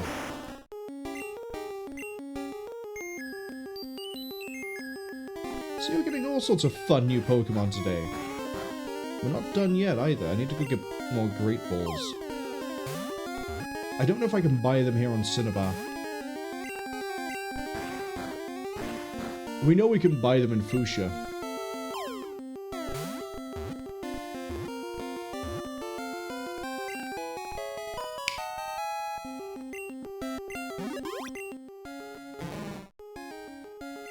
Thrives by sucking up polluted sludge that is pumped out of factories.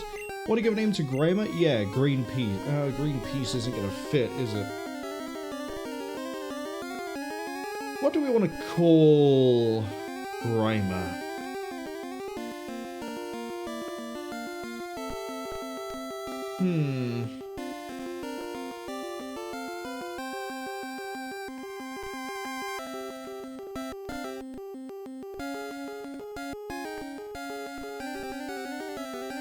You know what? I'm gonna call it Koga. But I'm gonna mess up the spelling.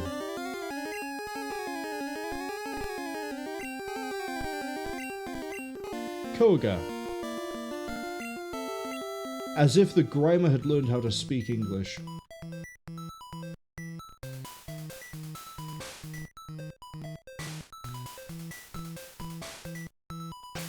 Don't I have a max repel?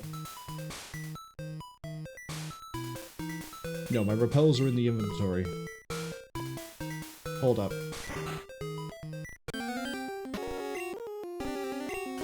We're gonna go get a repel. Because I have a funny feeling we're going to be walking around a lot in that place while I try to remember. Also, I can check to see if we have Great Balls here. Do we have anything? That's an Ultra Ball. I don't want it. Great Ball. I don't want one. I want... not that many. 25. Cute. Can I sell you... one full restore.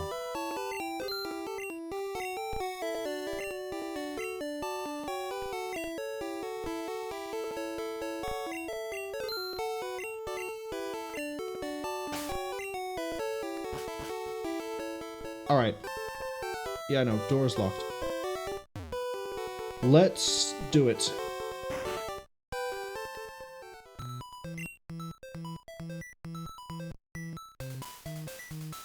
So the max repel should stop us getting into any fights for, I think it's 250 steps. I could be wrong on the step count. But we'll know when it runs out, the game will tell me.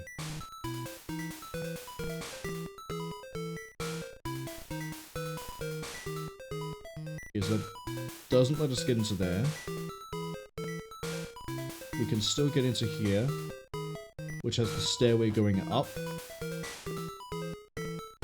This might be the statue I remember we have to push.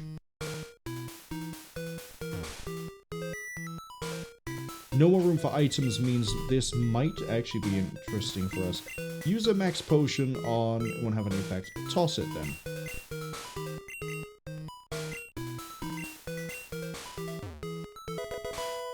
It's iron? Use Carbos on Barry. And then we're gonna throw protein on Barry.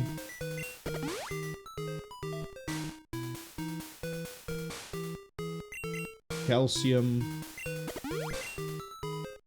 And finally iron. Right, that's our inventory has been opened up a bit more.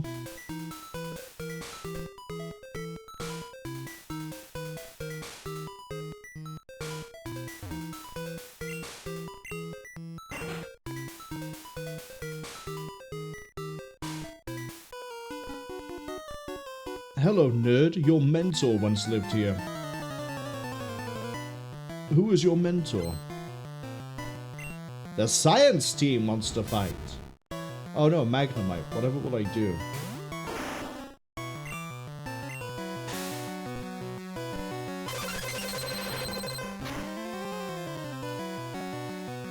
Huh.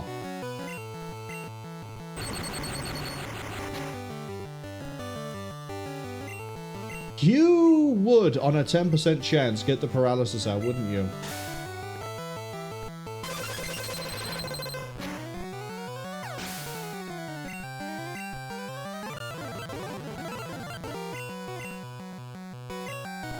That's on a Magneton. We're gonna switch out to Truck.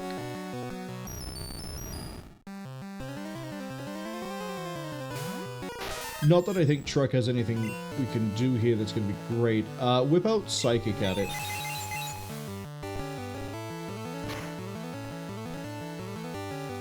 Yep.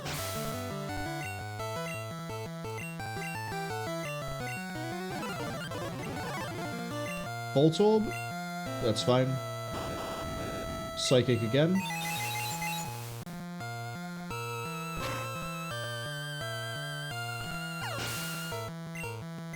There we go.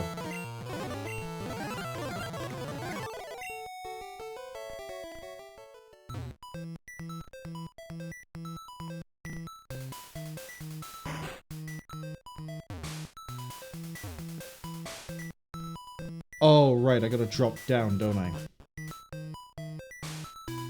Out of this window?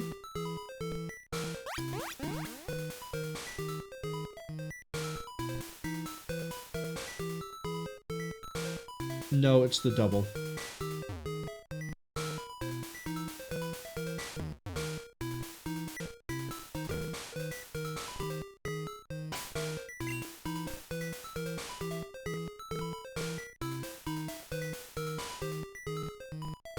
There's my repel. I think I got that right anyway. I just used a max repel. Oh, you're level 39. So I need to put Mr. Krabs in front. Or at least Truck.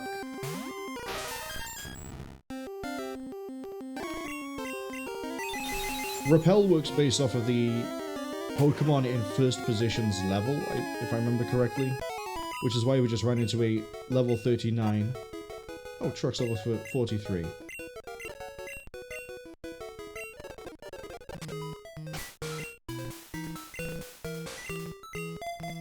There we go.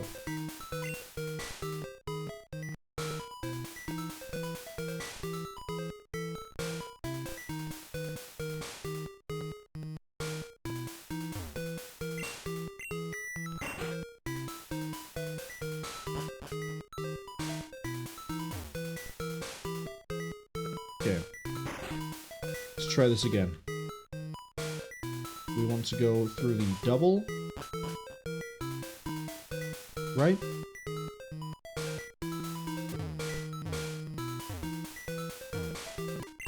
Actually, let's try talking to the scientist. He might have information for me.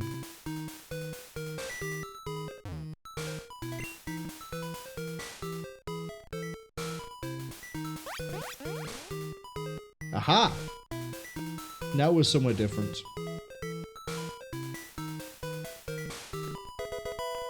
That's more carbos I don't need.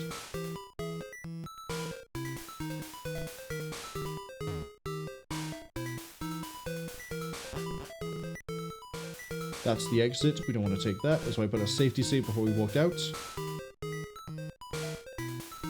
Into the basement.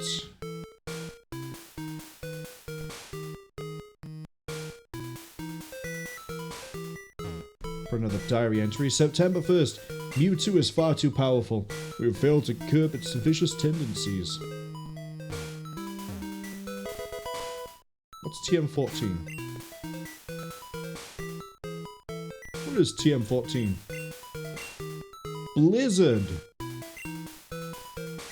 Hey, Beach.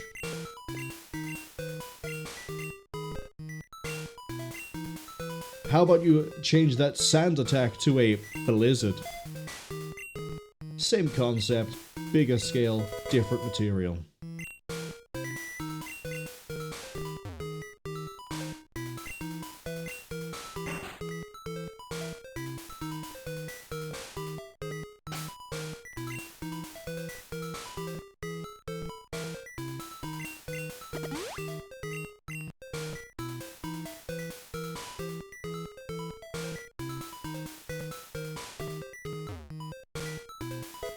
I don't need a full restore.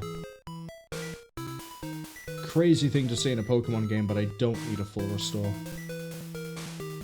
This door over here should now be open. We need to hug the left wall as we go up.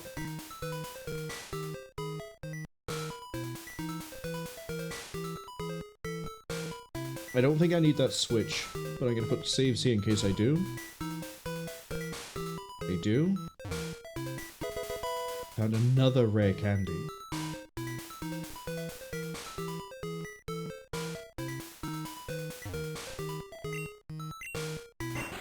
And we are, I think, about to get the key. No, that's not a key. That's TM22. Solar Beam! Yeah, I'll teach that to a Pokemon. The only one who can learn it is Truck. Damn. Okay.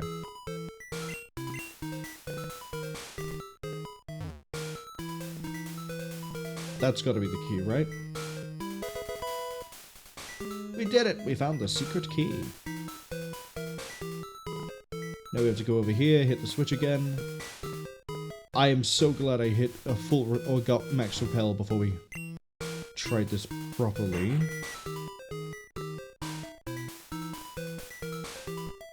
That's right. I will max repel the burnt mana. I won't max repel anything else. The exit is barred.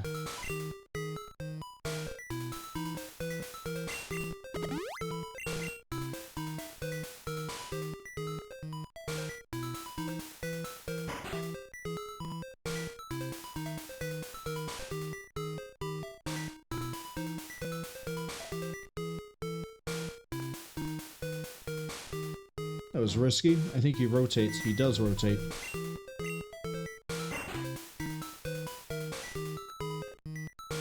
Please look a different direction. Please. Please. Any other direction. Thank you.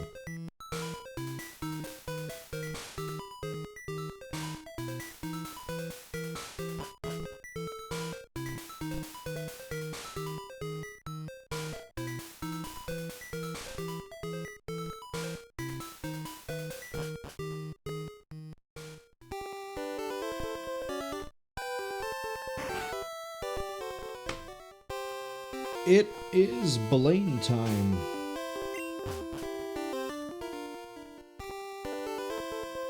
Now, Blaine is obviously going to have some very high-level Pokemon because he's the 7th gym.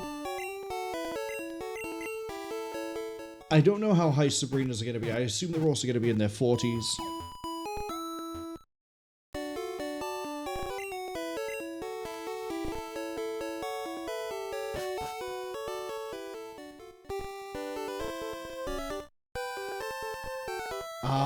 Mr. Krabs is way higher level.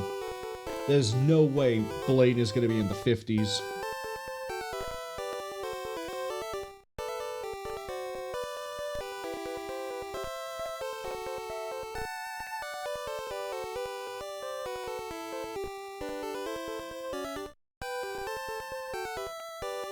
I don't really have time to grind.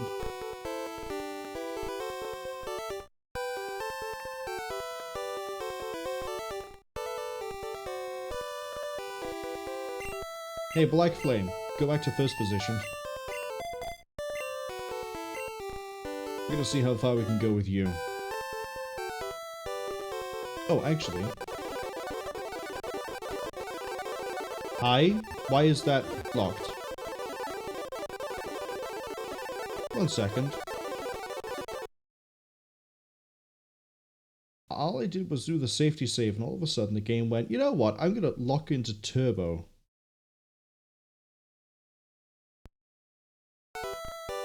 There we go.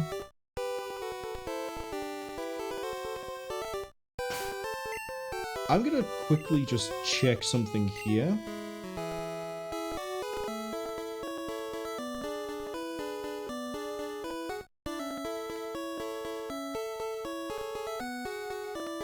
Helps if I don't have repel.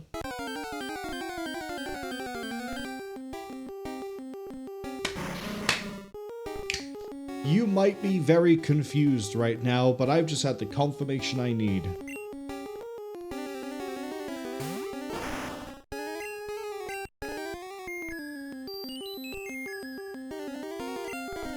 Okay, we're gonna take a slight tangent here so I can set up a few different glitches.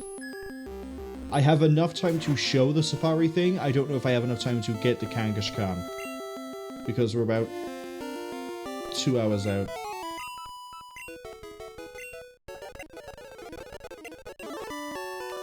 So, first things first, I need to go 1, 2, 3, 4, 5, 6.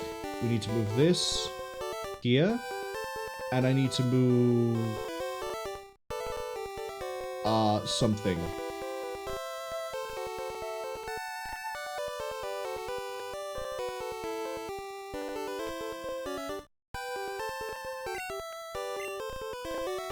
What are you? Guess what I sold a lot of? Mega Drain? Skull Bash? Double Team? Toxic? Solar Beam?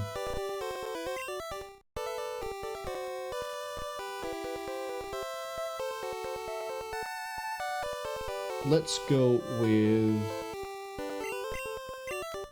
Mega Drain.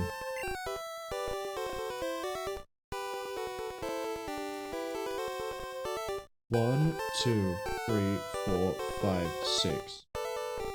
Either it's gonna be you or it's gonna be you. We're gonna find out which one. Okay, what am I setting up for? I'm going to show the old man trick. The old man trick is probably the best known trick in Pokemon. It requires we go to Viridian City. I quickly mentioned this earlier. There is an old man in Viridian City that if you speak to him, it does a few very weird things. Intentionally have not spoken to him yet. It doesn't do it earlier, but does it now, sort of thing. He's had his coffee, now he feels great, surely we can go through, are we in a hurry, time is money, go along, we actually need to say no. When we catch a Pokemon, Pokedex is automatically updated, we don't know how to catch Pokemon, I surely do, but he's going to show us. Now, the game is going to remove all the encounter data because this is a weird situation as far as the game is concerned. The old man is going to throw a Pokeball and catch the Weedle on the first try. However, we now technically don't have any environment data, if I remember right. So we have nothing regarding wild grass, or encounters. Specifically, wild grass. First we need to weaken the target Pokemon. Then he lies to us. If we now go, and I need to be very careful about this, so we're going to put a hard save. And I'm going to put so many backup saves you don't even know. We're going to fly. I don't know why going down doesn't take me straight to Cinnibar, but we're going straight to Cinnibar Island. You may have noticed when I started surfing on the very edge of the coast of Cinnibar, we encountered a coughing. We didn't encounter anything like a Magikarp or Tentacool. We didn't see Horsey, we didn't see Staryu, we didn't see any sort of water Pokemon. That's because when I said earlier that there's a place where the encounter data is not quite set up right, this is that place. For some reason, and I'm pretty sure it has to be on like this row by here, and I'm being safe by just going up and down here. We're in the encounter. We should now get some garbage data. Shit.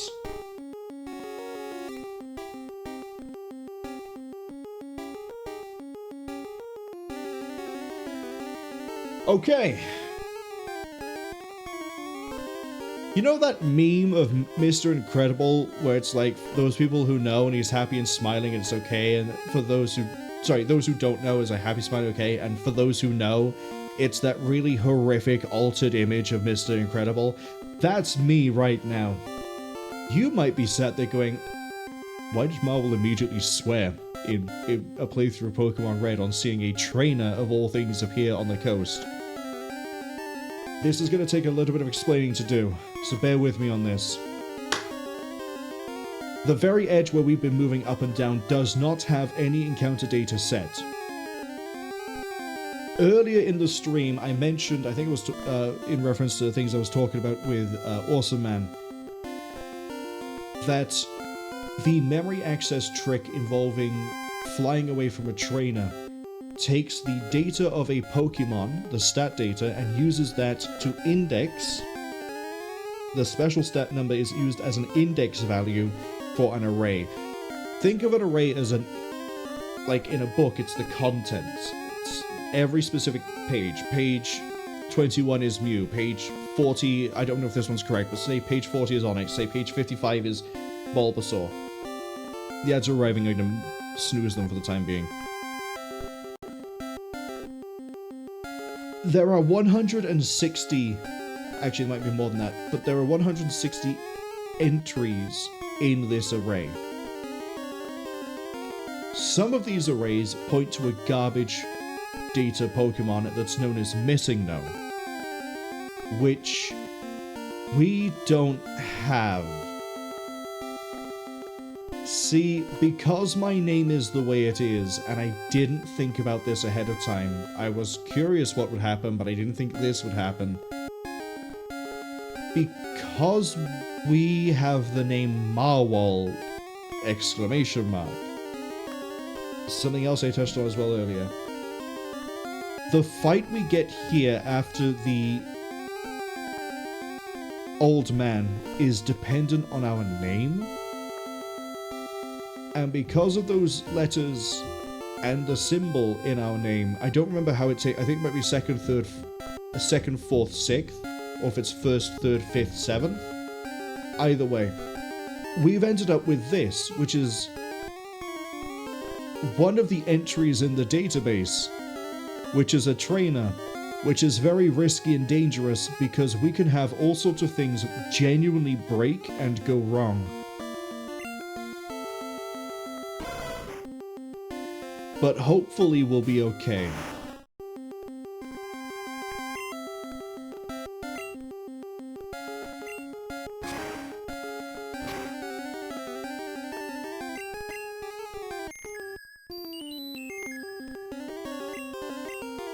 I am going to have to double check after this if there's a way to still get Missingno.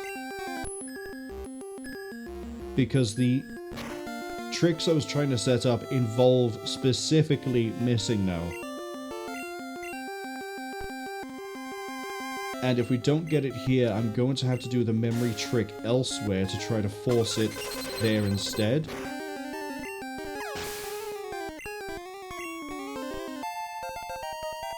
We're also going to switch out of Black Flame and switch over to Mew, I think. Yeah, get Truck out here, and we're just going to Psychic this. And absolutely blitz our way through.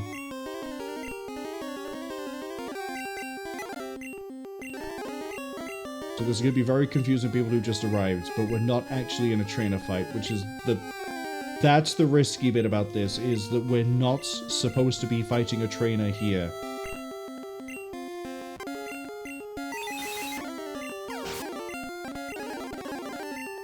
Come on. The upside is, I guess if I need to do any grinding, I can do the trick and we can just fight a trainer again and again. Which is going to be a better source of experience than just doing random encounters. Mr. Mime? Oh wow, this is really pulling some weird data. Hi, Mr. Mime. Trying to see if I can freeze you. Yeah, we got away with it. As long as we don't do anything else, you know, fire-based, we're fine. Cass says, a Black Flame-centered stream. They're happy. Or not. I'm currently concerned because I don't know what the outcome is going to be when we leave this fight.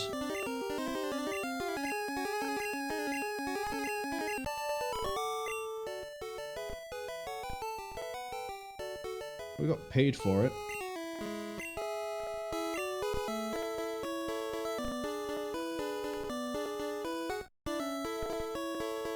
One, two, three, four, five, six. That's still fine. That's still fine. Okay, let me quickly pull up my little cheat sheet of tricks and glitches. Let's go to here.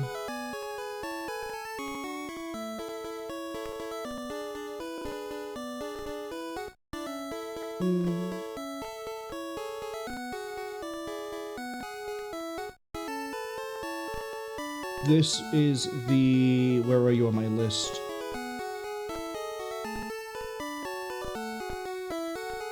It's not a select glitch. Let's just go to regular glitches.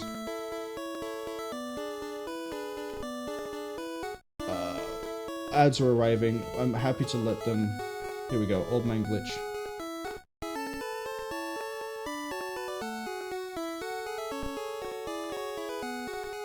The wild Pokemon that appear are based on the index of the character and the player's name. The 3rd, 5th, 7th, 9th, and 11th slots of the player's name are the species that will appear. The 2nd slot of the name will become the level it appear. The 4th slot for the 5th, 6th for the 7th, 8th for the 9th, 10th for the 11th. Due to the character's name limit, only the first 7 slots can be chosen directly by the player. The rest are filled by various bits of data. If a player uses a custom name, all characters at the end of the name are mapped to the blank 0. This causes M0 to appear at 0, has an odd number of characters, appears level 80. To the 9th, if the player uses a preset name, or use a custom name. And we ran into Cool Trainer Male. It took the exclamation mark as the identifier for the trainer.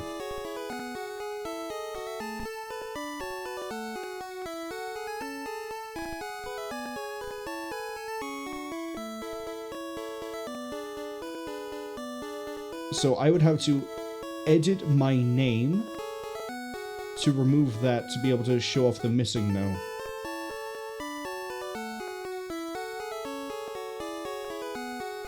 That's a shame.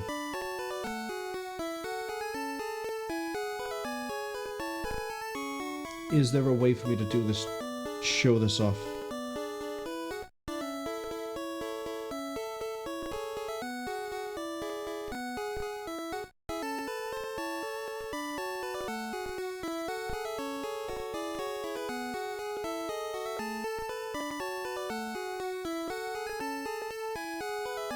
We need to encounter a glitch Pokemon with the Pokemon index of 0, which is Missingno.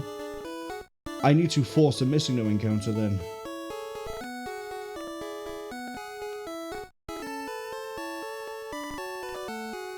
This is some great music to listen to. So, we need to do this trick in a different way. I need to access my array. No, I don't. I need to access my image with my map on it.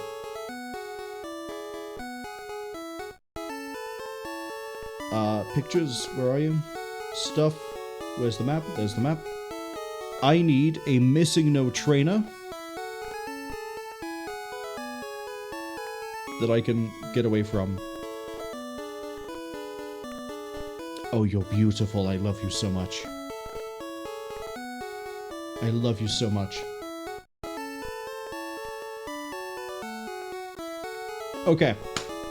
Let's go do a trick. What sort of a trick is this going to have to be?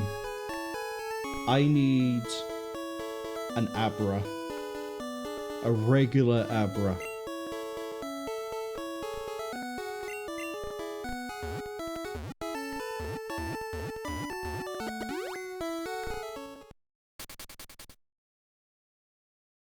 Wait, I can get one at Celadon.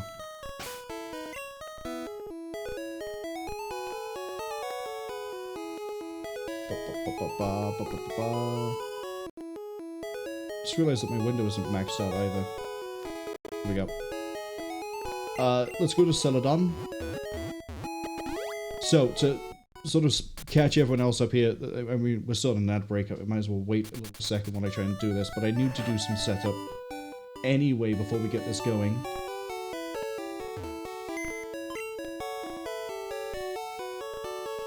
Bill's PC, we're going to open up a new box.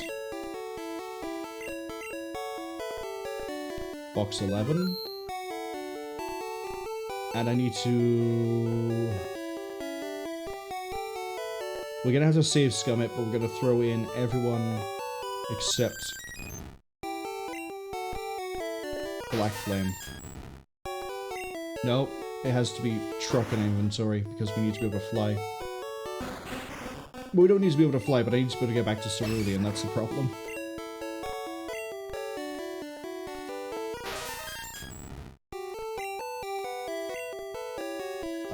Deposit Barry?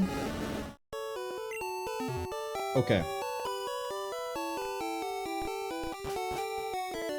Man, the old man glitch caught me off guard with the way it went. Okay, so, to catch you all up if you got caught by the ads, and also to explain this for people who don't necessarily know quite what's going on here. Because of my name having an exclamation mark, not an empty space in the last slot, there are a few other characters you can use to get away with it, but the empty space is the easiest. I am ending up with a trainer fight instead of a Missingno when I do the old man trick. Now, as I said, that is good for me when I do grinding, because it means I can go there and I have a certified set of level 30 Pokemon I'm going to be fighting that can give me good experience. Ivysaur gets good experience. It's good for me outside the stream. It's not good when I'm trying to showcase 3 tricks at once. I guess it did showcase the old man trick, which is another form of the memory access violation, which we've done to get Mew. But it doesn't let me set up things like the item duplication or showing what Missingno is. We have to very carefully pivot. And I say carefully because if I do this bit wrong, we can also end up breaking things across the board. The way we're pivoting is we need to go get an Abra, which we can get from the store down here, which means I'm going to finally start using my points again. We're going to use the Abra in here to set up the trick. That's not an Abra, that's the wrong one. This is the Abra.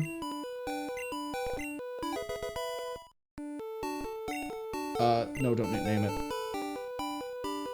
We're going to take this Abra, and we're going to go to...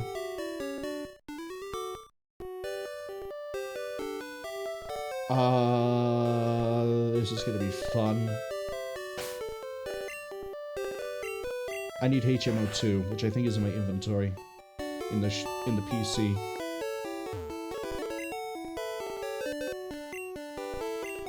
I don't think we can teach Fly to an Abra, but you best believe I'm going to try anyway.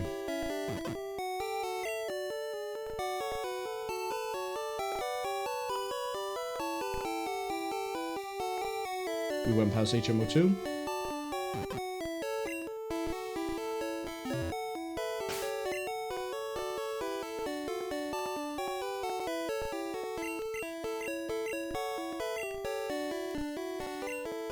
I need a bird. I need a very weak bird.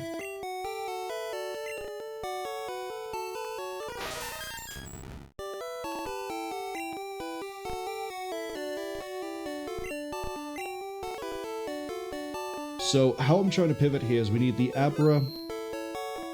We don't really need an Abra. I could just use a bird for this. Yeah, I could just use a bird. Hold on. I don't even need... Oh, well, we have a spare Abra now, I guess. Do I still have in here... Bird up. Yes.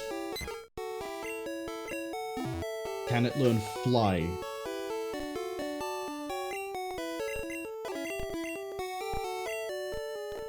Yes. Okay, we're good. We're good. We're going to deposit the Abra. Okay. Get my thoughts back in order. In order to get Missingno to showcase if I've got this right, it's going to do the item duplication glitch, and from the item duplication glitch we can then, and it's going to be very risky to do this one, do the item underflow glitch as well. So that's what I meant by showcase 3 glitches at once. 1, 2, 3, 4, 5, 6. This should get hit, and then we do this one after that. Okay. 1, 2, 3, 4, 5. Go see the Nugget Bridge. Because my name forces the cool trainer to appear instead of Missingno, because the old man data loads your name for the accessor of wild data, and for indexing the array and being able to figure out who you should be facing and also what Pokemon you face, which is why we faced what we fought. I need to instead face a trainer who will access the Missingno index from the way that we normally got to things like Mew, or to... I was about to say, if he's disappeared, I'm going to be upset. Here and down. Got it. So same as Mew, we need a special index that hits Missingno. Now, I said this last stream, I'll say it again here. I have a map that does show which trainer gives access to which Pokemon. In the second stream, you may remember when we got to Lavender Town, we tried to leave towards Celadon, and there were 2 trainers in the way, and I went, one of these trainers needs to be fought and dealt with. We need to leave the other one. The trainer we did not fight has Missingno as an accessor, but I don't know which one it is, and here's where it gets dangerous. Some forms of Missingno will cause damage and or corruption to the save if we encounter it. Other ones will be fine. I don't know which one this is going to be, so we're going to get into really, really risky territory here. Are we ready? Ready for fun? This is going to be a fun check. Timing was off. Come on, I can do this. We've done it 3 times before. There we go. Now, the first Pokemon he has is the one that's the accessor, which is why we need to have something like this level 11 Pidgey available to us.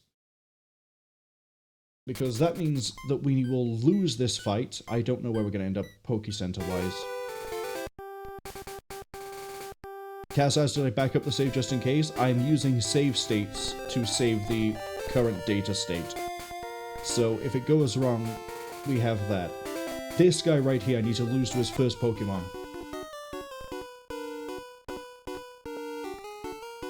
This is why we have backups. He needs to walk to me as well, or else that happens. So he walks up to me, then we have the encounter. Man, I love save states. Hello, Gambler. Hello, Growlithe, level at 24. Okay. We need to just lose. So I'm going to Gust, because that's going to do, like, no damage. Stop roaring, please.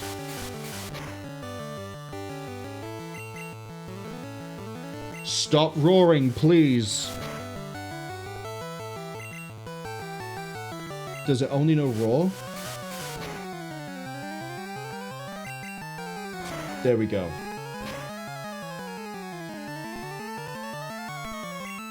We've been burnt. We're fantastic. I can just sit here. We can lose because of a sand attack.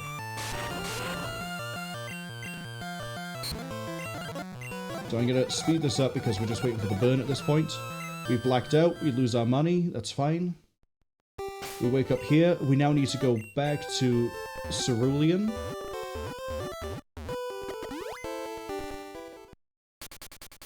And now, when we step back onto the bridge, it doesn't matter if I win or lose in theory. So I'm going to only do 2 safety saves here. Just seeing it should cause the Missingno item duplication glitch.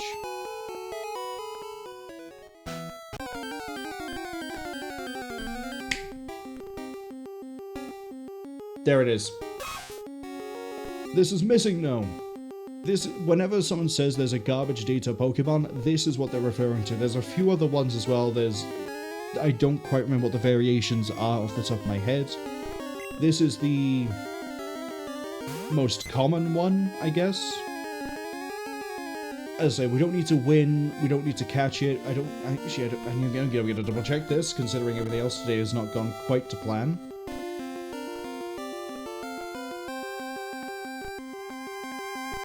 We must defeat, run, or catch this Pokemon.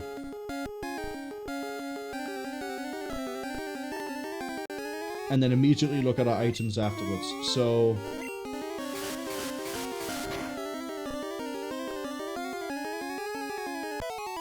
easy.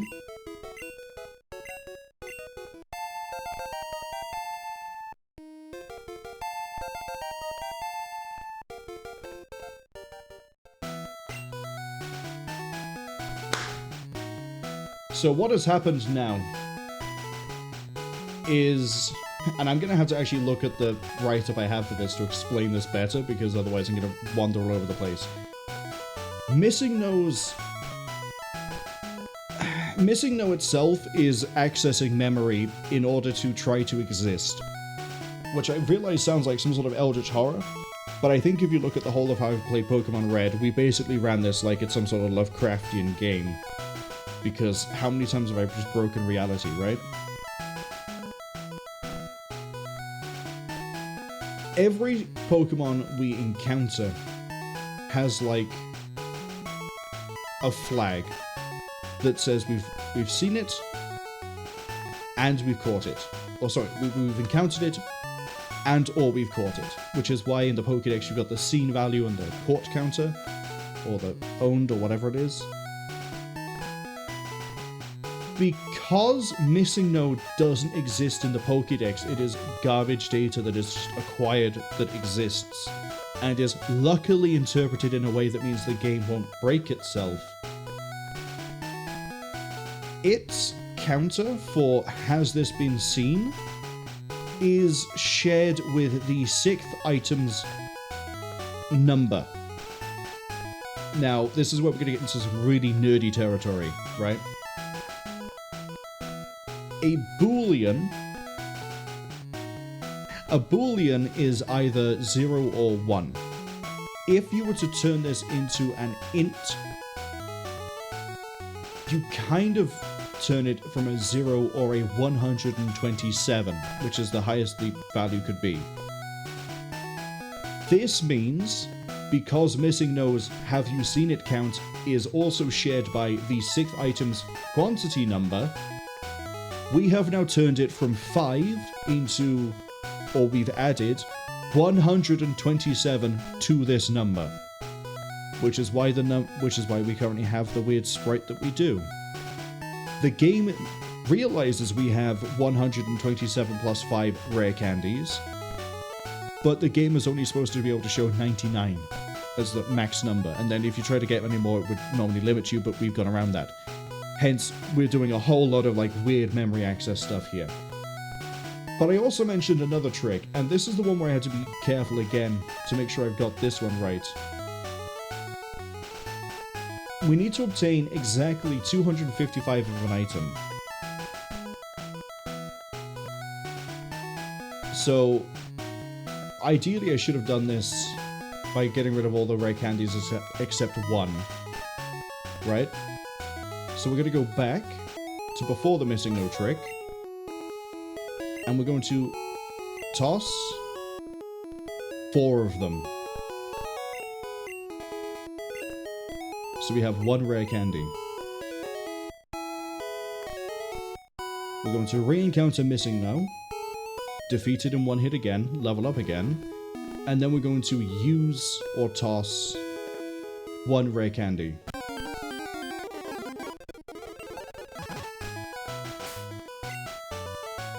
See? We're at a really funny number again. I'm going to put a safety save on that one.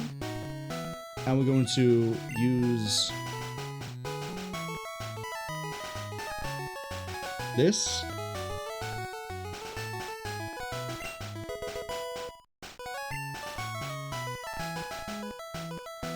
Okay.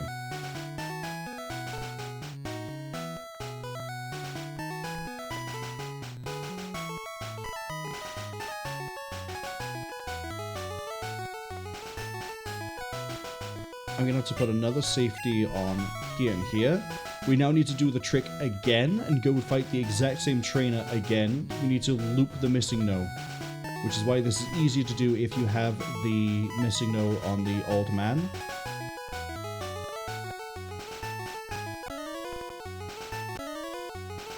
Come on. Here we go.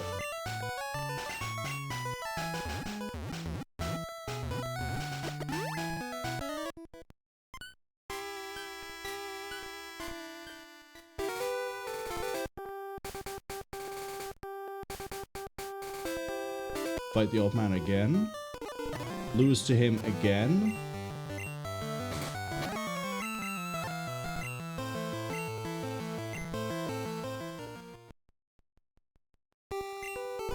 Fly back to Cerulean.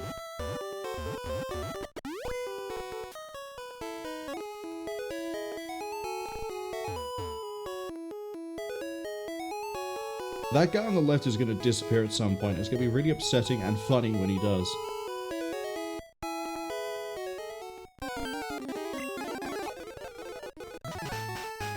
Okay. If I've done this right...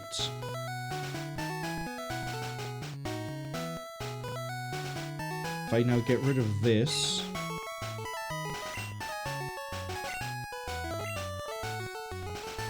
Didn't do it right. So what's supposed to happen here is the rare candy is now, or any item in slot 6 is supposed to be 255.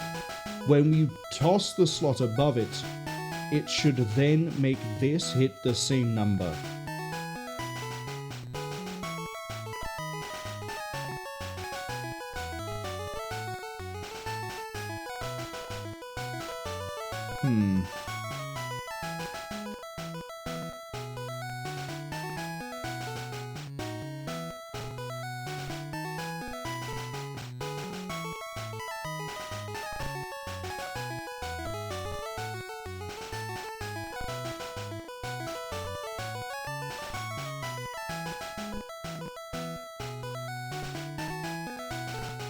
I'm gonna move this down here, by the way, just in case.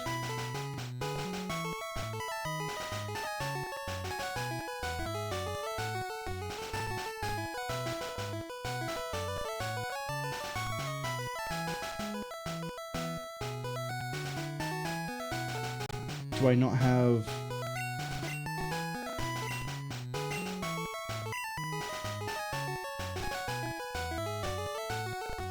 That should be the right number, right? Okay, let's do this again. If it doesn't work on this attempt, we're going to stop trying to do the item duplication trick.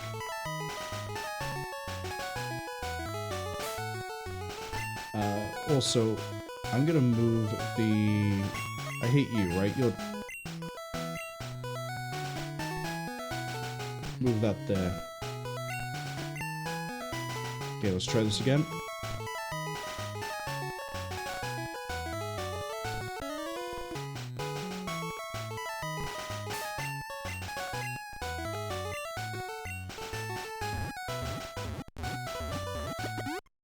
Last attempt. If I can't get this one to work, that's okay. I've at least managed to show off Missingno, Old Man, and item cheats.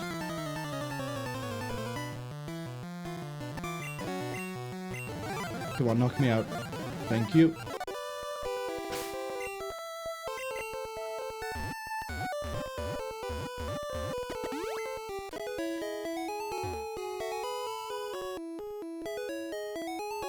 Which, the item cheat and everything else is fine.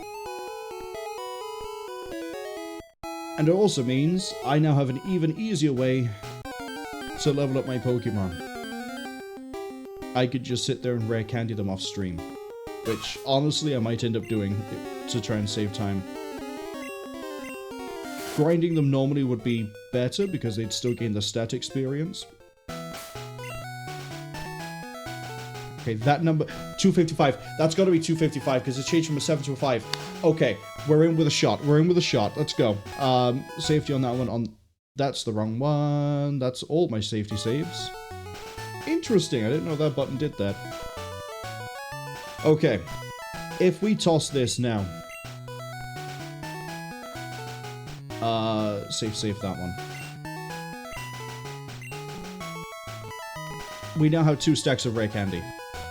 I now have, the game's not showing it, but I now have 510 rare candies.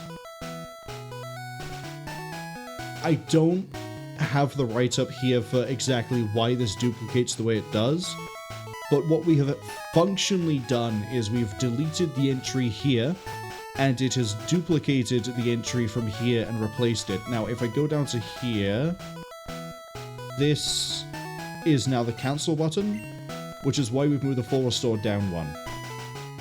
So, bit of a heads up for this one as well. This is why I moved Fly out of this position.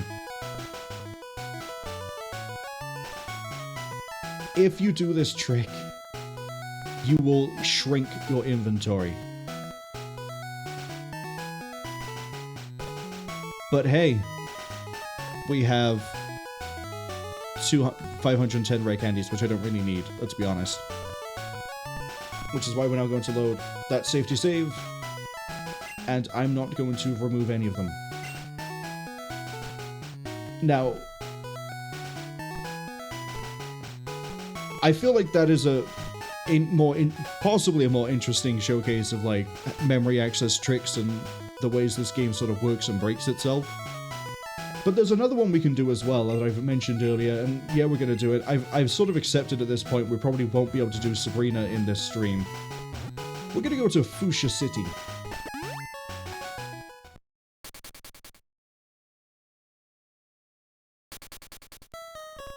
Right? And we're going to go to... I need to actually pull up exactly which Safari Zone it is I want. Give me 1 second. Where is my map list?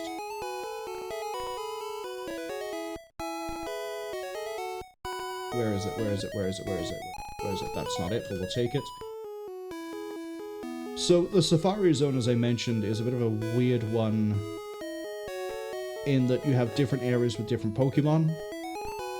They all have different encounter rates. We need to go to the east area, I think. No, we need to go to the northern area. Northern. Okay, I need to double check what the map actually looks like for north. Please bear with me. I know I've been sort of not focusing much on doing the game this time, but... Area 2, that's the... Got it. Okay. So what we're going to do is we're going to go to the north and we're going to run right... That's not where I need to be. This is the Ranger House.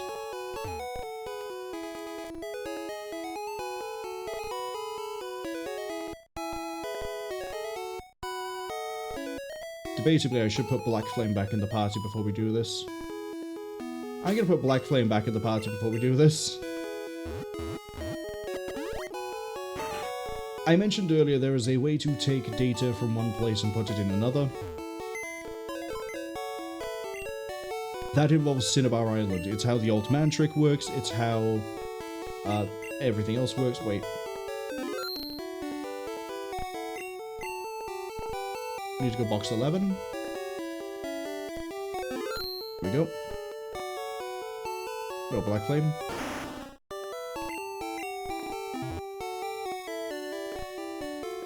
Interesting. Have I broken my Pokédex, by the way? No, I haven't. Back onto what I was saying. So, the old man trick works. I realize I might be repeating this information, but it's because we need to keep it fresh in our mind for this, because of how we just had to go on a tangent to try and get the item duplication trick and then the inventory duplication trick to work as well. The old man works because Cinnibar Island, on that one strip of water that we surf up and down, I'm going to need Krabby in my inventory as well. Oh my, I'm going to be going out to the Poké Center again and again at this point. It works because that area is expecting an encounter of some description. If you do the old man, or if I specifically do the old man trick, I end up with a trainer with Pokemon in it.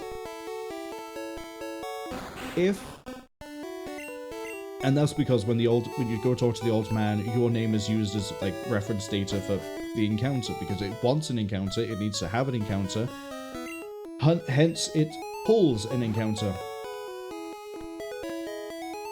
Similarly, the reason why we're able to access Missingno and Mew and Cubone and everyone else is because when we make the game expect an encounter, it will take whatever data it can get its hands on to read in from an array index what that encounter should be. It's why the exclamation mark reads in as a trainer for me.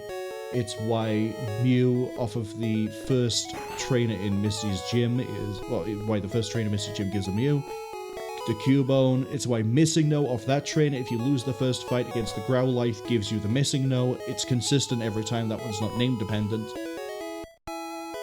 So, what happens then if you walk into an area where there is an entire encounter set and then immediately go to Cinnibar? You're probably able to figure out, you can also see my money is tanked out because of us losing consistently, but that's fine. Obviously I'm going to have infinite money because I can fight a trainer anytime I want to, on top of other reasons. But if we go to the north and we faint, I might have to step into the grass first to be able to do it, but if we go to the north and we faint, well, not faint, but we lose our steps, that means that that area's entire encounter table is now kept in memory and is the last encounter thing that we have. So, when we go to Cinnibar, what should happen, provided this still works and I remember this correctly, and this admittedly I didn't put in my notes because I thought I remember this well enough, but I'm starting to second guess myself after that Missingno. What should happen is the entirety of North Area 2, which is where we're going to, should be loaded into Cinnibar. Is this the right area? Let me double check my map, which is going to make that look weird. We are in Area 2, and let me double check the encounter table. It helps when there's not two different generations of game. There we go, that's Area 3. We want Area 2, which has a 15% encounter rate for you, 20% for you. Yep. Oh, you're 15% in yellow. So it's not Area 2 I want. I want Area 1, the one we were just in. Okay. That's fine.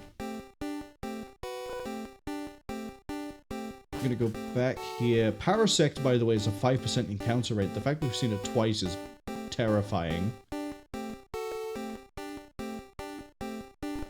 I don't think we need an encounter here, but I do need to run the steps down, so... Let's full screen this again so we actually keep the resolution. Nidorino! Yay! Run.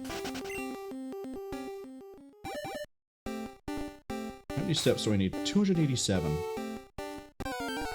Anyway. Paris, Nidorino, Parasect, all these Pokemon we should encounter by Cinnibar Island, provided we run out of steps in this zone. Now, this also means you can, I believe, take any encounter to Cinnibar Island, but there's not really many you'd want to do it for, and it has to be like a wild encounter, it can't be a trainer fight. But it's interesting, at least, that if this works like it should, you can fight the Safari Pokemon in the water. Which I think is pretty neat.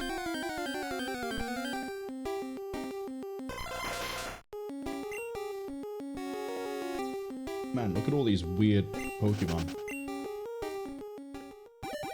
Now, I've mentioned a few times a name in specific as to what we're looking for here, which is Kangashkan. It has a 4% encounter rate. And if I remember right, it's kind of hard to run into. There's another rare Pokemon that's here as well called Tauros, which I think is the hardest one to encounter and hardest one to catch, because it has a very high chance to flee. But for the demonstration purposes here, we're trying to just look to see if we can take the data from here and put it into Cinnibar to sort of showcase you can do this. Off stream, I will be trying to get a hold of Kangashkan and Tauros, because obviously it's going to take a while to do that on stream, and we don't have the time. But speaking of time and things, I don't know if I'm actually going to be doing the full 151 Pokédex, because once we've got all the badges, once we've got the Elite Four beaten, and once we've done Cerulean Cave, there's nothing else game-wise for me to do apart from level up Pokemon or trade them in if they're trade exclusive. So we're gonna get a good chunk of them, don't get me wrong, but we might not get all of them. But I think I've also managed to showcase enough ways that you could feasibly get the ones you want. For example, Mew. So at the very least, the glitch run is going well. I've hit a Parasect like 3 times, you're 5%. Where was my luck with this when I was trying to get Pikachu at the start of the game? It should be 36 steps. Straight into an encounter.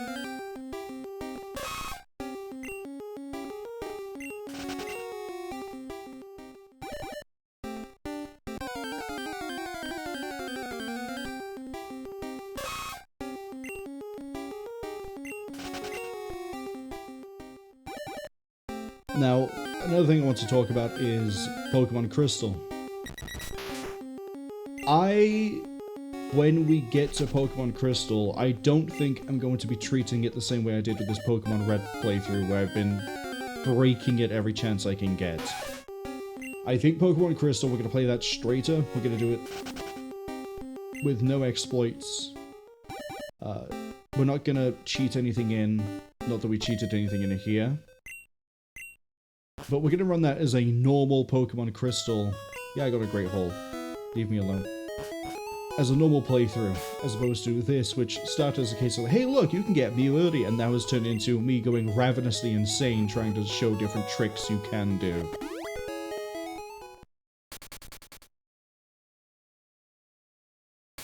So, if we now go to my favorite spot,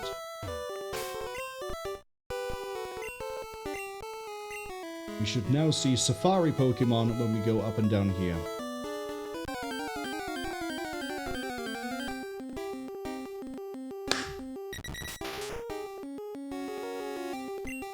Congratulations, I'm right.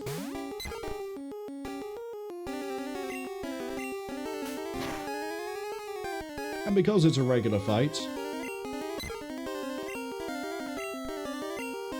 can't escape. Black Flame, get on this. Knock it out. Black Flame, take that Doduo to the grave. Thank you.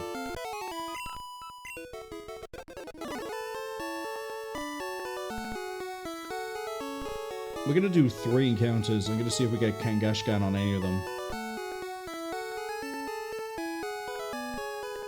Hello? Well, I don't need a Nidoran. At all. Put it to sleep. Oh, okay. Just want to disobey me at the moment, Black Flame. Go on. Disappoint me a 3rd time. Yeah, you learned better. No, that's not how the sentence works. You better learn. Who cares? I messed up anyway. So, yeah, different tricks, different exploits. On the one with the old man name trick, the game has given it away. I might have mentioned it in an earlier stream by accident. Mewtwo. If you want to access any Pokemon and you're like, well, I want to access it as soon as I can, and it would normally be accessible later, you can access it. You just need to have the little reference guide that shows what character needs to go where in order to get the encounter specifically, as well as its stats and everything else. If you want to fight Mewtwo at the earliest chance you can get, I'm pretty sure you can only really do that here, using the old man trick. I don't think you can do it through memory access, through the fly trick instead. When we get into the next fight, I'll pull the map up quickly, I'll do a quick scan through with my eyes, and we will, I'll try to see if you can get Mewtwo in the other way. But I'd also like to leave Mewtwo for, am I not going to get lucky with another encounter?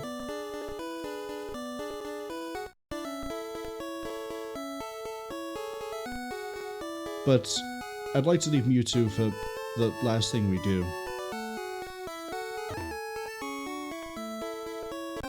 There we go.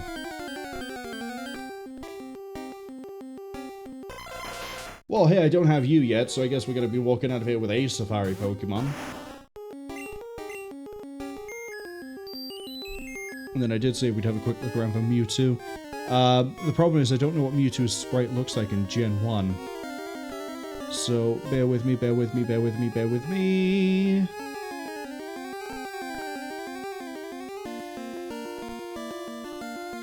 Interesting. Interesting. Ooh, okay.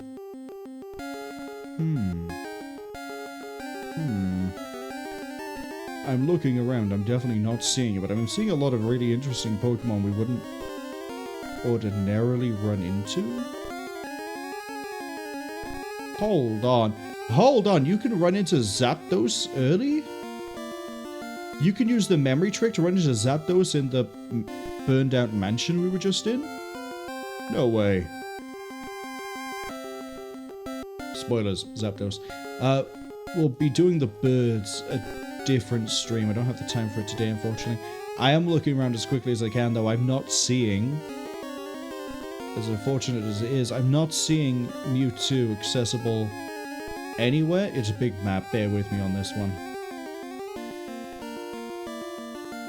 And again, I don't know what its sprite looks like, so trying to recognize it off by heart is probably... Oh, it's not happening, is it?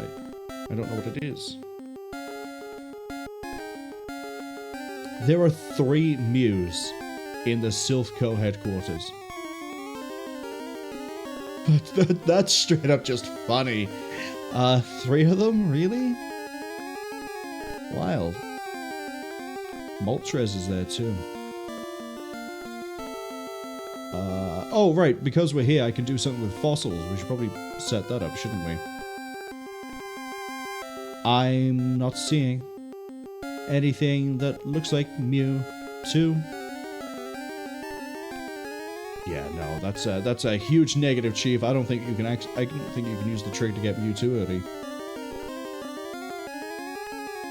I'd have to have a better look around when I'm not on stream and constrained by time. Anyway, let's finish this. Item. Hi, rare candy.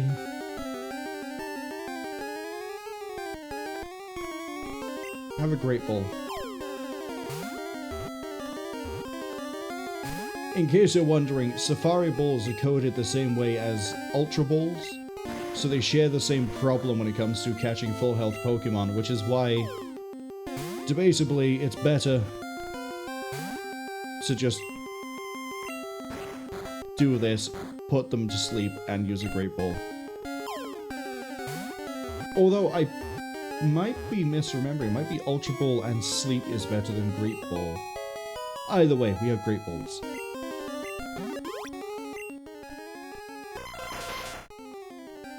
It's also worth pointing out, the rarer the Pokemon, the better it works. So for legendaries, Great Ball definitely.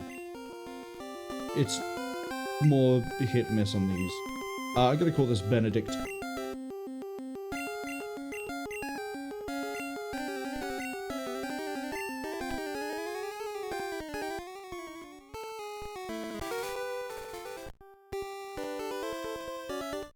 Right. Next thing I need to do. Is it in my inventory? No, it's not.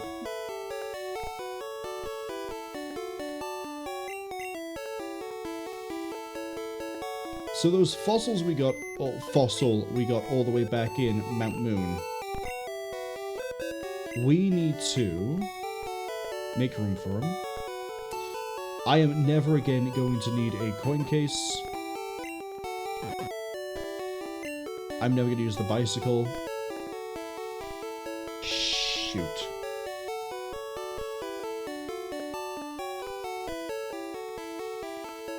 We just duplicated my inventory by accident.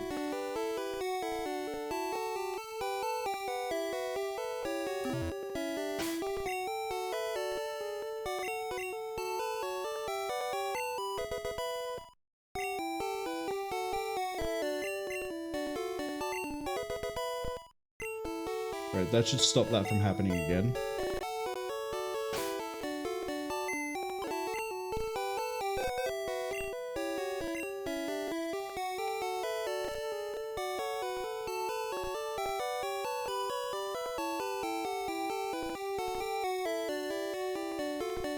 Yeah, can you get rid of that XP all now? The full. We don't need the secret key. I don't even know what we just lost. That's the problem.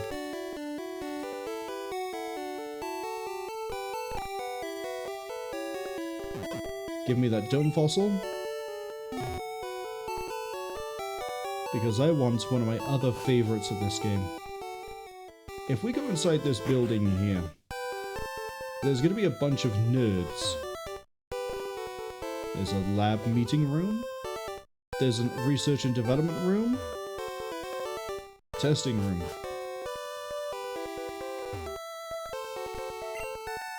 He wants a Ponyta for a seal. We won't worry about trade Pokemon just yet. We have a fossil. Have a dome fossil.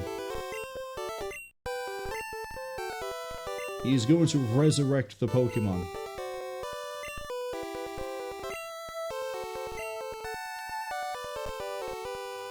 We'll be back. I don't quite remember what dictates when we go back or not.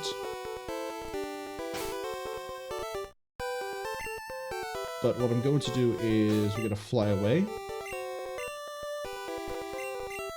Thankfully, an unconscious bird is still capable of flight.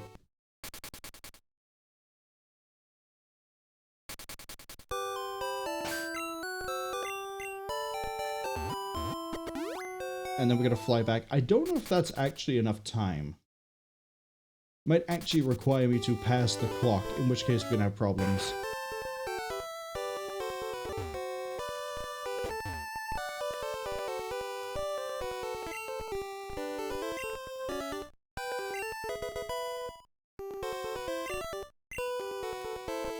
What are we gonna call Kabuto?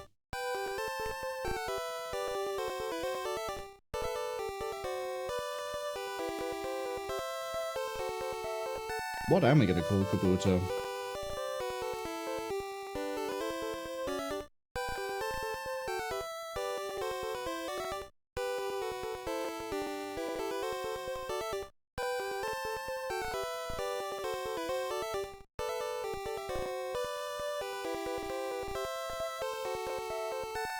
I can't think of a name for a Kabuto. I know it's a horseshoe crab. I know what it turns into. I know it's rock water. I just can't think of what to call it.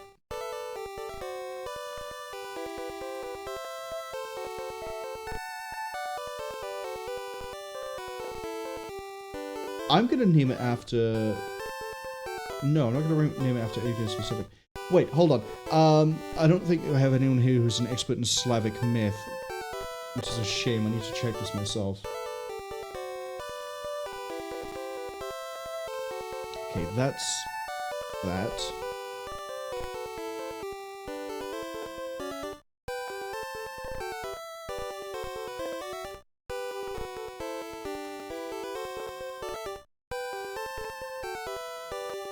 I'm gonna go with Rusalka. There was a different name I wanted to check, and then I ended up seeing that one.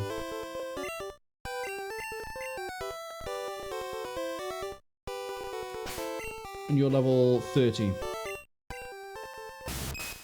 Look at it. It looks really silly. Its actual face is under the shell. And it is, should be rock water. It is. It knows Scratch, it knows Harden, and it weirdly learns grass moves. Very weirdly.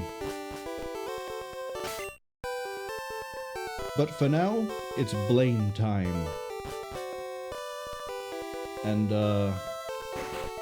brother, I think we should fight this with some actual water Pokemon of its rough level. So if you'll bear with me for a very quick moment, we're gonna throw in the Benedict. And we're gonna keep Black Flame here, but we're gonna throw Bird up into here. Rusalka can stay here, Black Flame stay with us just in case. We're going to withdraw Beach.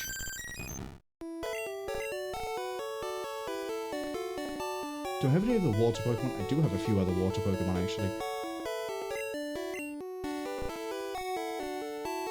Box 12, please. I'm going to pull out Kraken. And we're also going to pull out Patrick.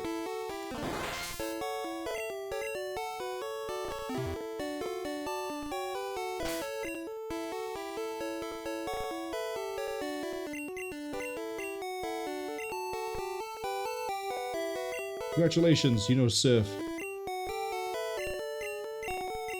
I'm gonna teach all of these Pokemon Surf. Rusalka can learn Surf. Mr. Krabs already knows Surf. Patrick can learn Surf.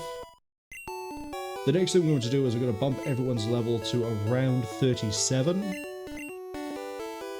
So this is going to take a hot minute, but this is way faster. Ceramine, hello! Welcome in, thank you for the raid. We're coming in as we're just making sure the Pokemon are roughly around the right level for Blaine, so we're not just sat here using Mr. Krabs for everything, who is horrifically over-leveled. You also come just after we've had to quickly pivot to show a glitch when it didn't quite work out the way we planned. What were you playing? You're playing more Amnesia the Bunker. I was lurking on that earlier, I think, in the week. How are you finding it? It knows Absorb, but we can get around that anyway. I admittedly have only played the first Amnesia game. I haven't played any of the other ones. Go on, 37, let's go. 37, let's go. Here we go. really, I probably could just get through this whole thing with... We're going to see if we can get through this with Salka. But yes. Glitches we've shown off for today is... I might actually still be able to show it, actually. It might still be primed. I'm just going to surf here very quickly. But we've tried to show the old man glitch, but because of what my name is set to, we instead fight a trainer. We've also shown the item, well, as you might have been able to see from the inventory there, the item glitch.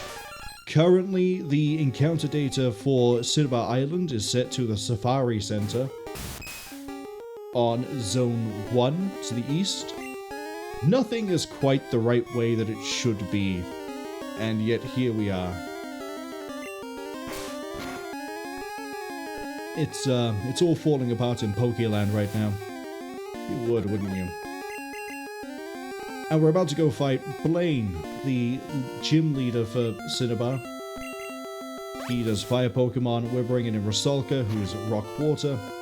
Means he'll be doing functionally no damage unless he can beat rock or water, which he won't be able to do with fire moves. I know that move for certain. And then this is going to take a year and a half. Right, let's go put this back in. But yeah, we've done a fair few glitches today. As I say, it would be nice if my name wasn't the way it was in the character. So we could reliably do Missingno through Old Man, but instead we can do it through the memory access trick we did for Mew, like 2 weeks ago. Which is always good that I can pivot to a backup plan, and then doing the Missingno trick also meant that we now have,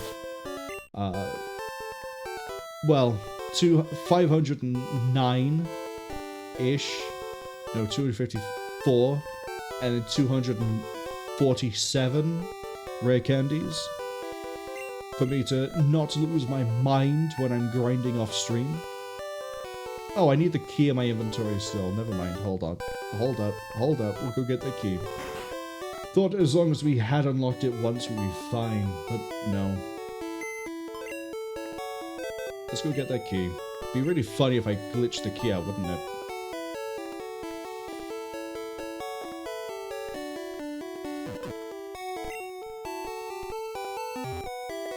Let's hope I haven't glitched the key up. Suttermine says they like it a lot. They've only played the Dark Descent, so it's different in terms of how they like the game, of like how the game works. But it's a lot of fun. As I say, I've only played Dark Descent as well. I have played some of Frictional's other games, specifically Penumbra and Overture and Black Plague. I haven't played Soma, but I probably should. Pokemon quiz. Get it right and door opens to the next room. Get it wrong and face a trainer. If you want to conserve your Pokemon for the gym leader, get it right. Here we go. Caterpie evolves into Butterfree. Not straight away. It doesn't evolve into Butterfree. It evolves into Metapod first, but here we are.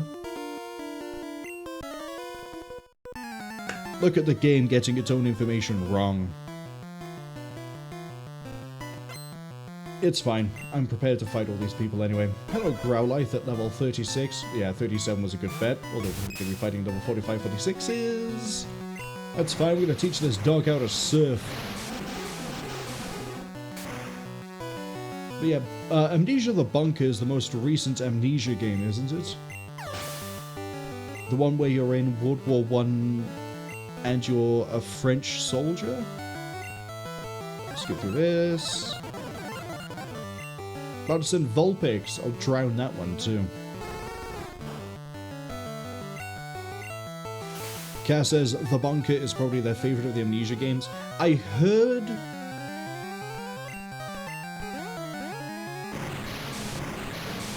I'm glad you're drowned. What was the one that came before The Bunker? There's Machine for Pigs, and then there's another one that I don't remember. That one... I remember hearing people didn't like it as much.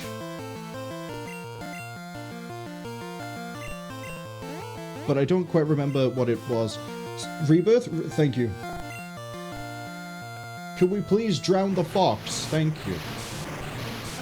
But yeah, thank you for the follow. Follow Zero Anonymous. Yeah, I remember hearing that Rebirth wasn't that well received or liked. I don't quite know why, but it probably is one of those things of like, if you play just Rebirth, it's fine. If you play the rest of the series, it's not. Which tends to be the case with long-running series, where they'll occasionally have like a weird game that doesn't quite gel with people. My Staryu has leveled up. I should turn into a Starmie, honestly.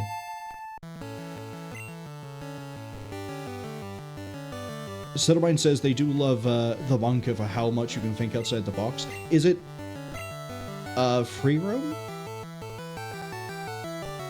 We're not changing Pokemon. I'll drown a Ninetales like it's nothing.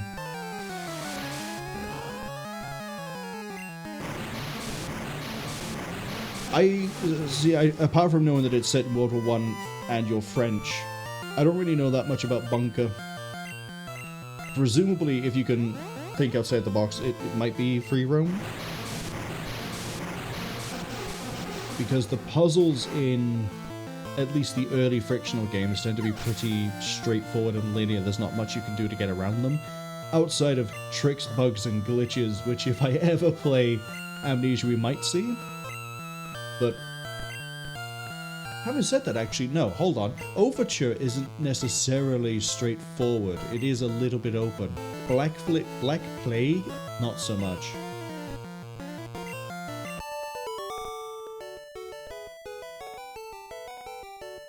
Yay, we defeated a burglar. I'm gonna go heal up my resuscitated rock Pokemon. Yeah, thanks for that.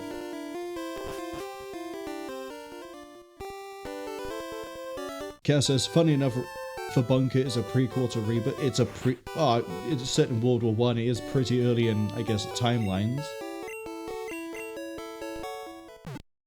When does Rebirth take place then? Wait, no, is it early in timelines? Dark Descent is like Victorian England, so that's definitely before World War I. I don't know when Machine for Pigs is, because I never played it. Ads arriving, unfortunately, in about 1 minute. We're gonna fight this guy while the ads play. And then we'll do the quiz. Cinnibar says that Bunker is not as linear as the Dark Descent, but you had to go back to areas later on, where you maybe have thought of new things or picked up new items. Ah, I see. So it's kind of got a weird, like, Metroidvania element to it, where it's like, you can solve some puzzles now, but later puzzles, you'll need to come back for later puzzles. Oh, sorry, come back with later tools for other puzzles. Stop using Confuse Ray, you little burning little... Just drown. I don't remember when Kabuto evolves, it might be level 40. If it is level 40, this is going to be really funny. Because you'll functionally do... Even with a crit, you did basically nothing. I think most of the damage comes from itself. Yes. Ew. Oh good, the confusion's gone. Cass says that Rebirth is set in 1937. Is it? I say that like I know it's something else. I don't know it's something else. I... for some reason thought Rebirth was later. But again, having not really played it, not really heard much about it, I guess, yeah, it could be 37. I do own the entirety of Frictional Games' catalogue though, so at some point I'll probably go through, starting with all the way back in Penumbra, because it's really funny. It's really funny. As far as gameplay goes, there isn't really that much different between Penumbra and Amnesia. Even up to and including Soma, and I haven't played Soma. I've seen like the first 30 minutes of Soma and I went, yeah, this is definitely Frictional Games. You tried to roar? In this economy?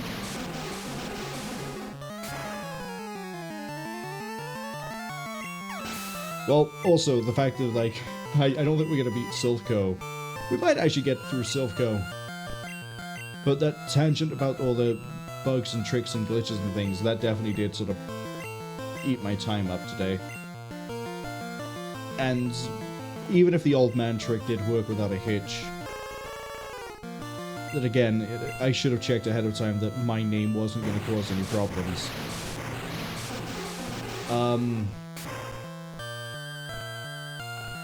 Ooh. We gotta hope we can get through this. Oh, we'll be fine. And especially with a crit.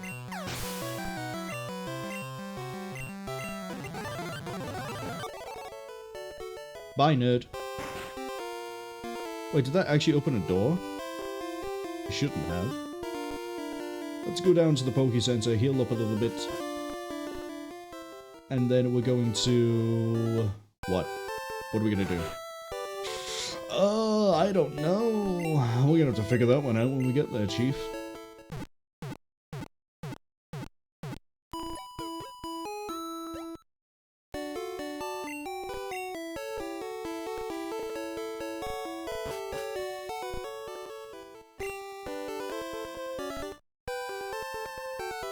Kinda do like Rusalka.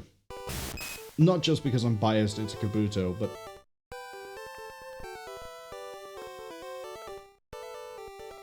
think you evolve it... I'm gonna check during the ad break, actually. When do you evolve into Kabutops? I think it is 40.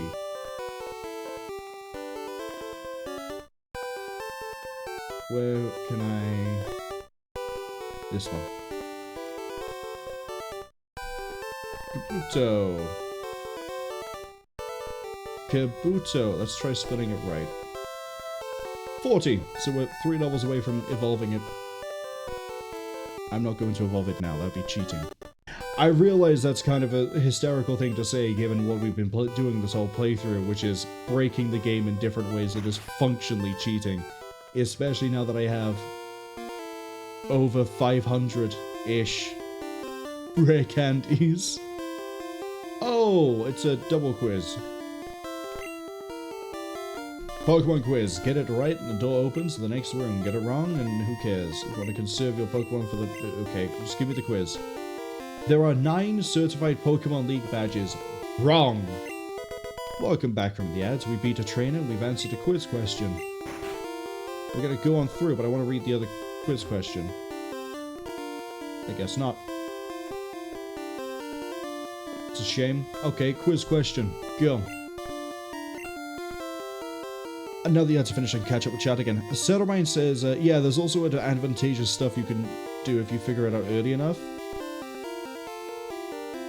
Well, I say if. I do want to run through the entirety of what I have for frictional games. I know Chinese Room did A Machine for Pigs. They've done some other games as well. Didn't they do Dear Esther? And they've made another game very recently that has surprised people, and I don't remember what that one is. Poliwag evolves 3 times. No. No Pokemon evolves 3 times. Well...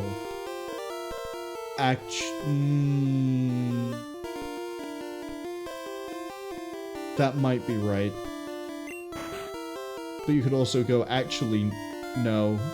On a technicality, this other Pokemon does evolve.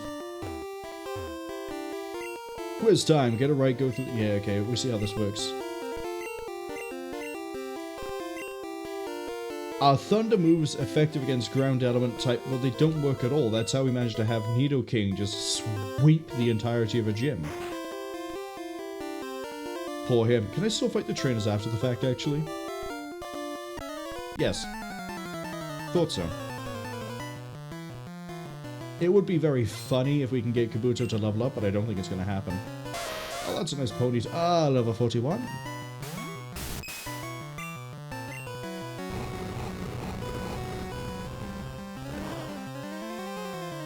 Behold. A fire-based move that is not going to be a problem.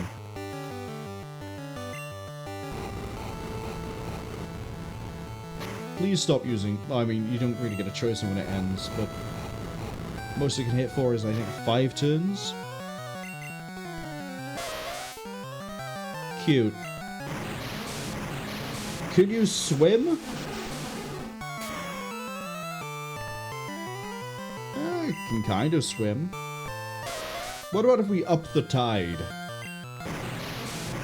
Somebody also says they're trying to describe it without spoiling. I appreciate that. Anyway, to finish the thought I was going to have before I got distracted by Chinese room. The chances are that because of my experience in other frictional games, that when I hit bunker, I'll probably look at it and go, oh, we can do this, we can do this, this looks like this. Because, yeah, if you look at... Ooh... If you look at the first game they did, which is Penumbra Overture, a lot of the ideas of puzzles and mechanics in that game are very similar to things that end up happening in at least Amnesia Dark Descent. And sort of the same thing happens again in Soma for the 30 minutes I've seen of that game. Not to say that, like, they don't have great ideas and that they're just lazy, they keep rehashing the same thing, but it's in, like, they know what works, they know what they can do, they stick with it, they do find different ways to handle other things as well. But once you figure out the patterns of, like, why they do puzzles the way they do, you can usually figure out ways around them. Which is also why I found Amnesia very funny, because I don't think I ever stopped to... Have I not already done this quiz?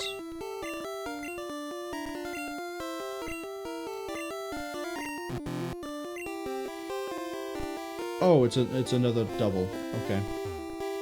We'll fight that guy after in a second.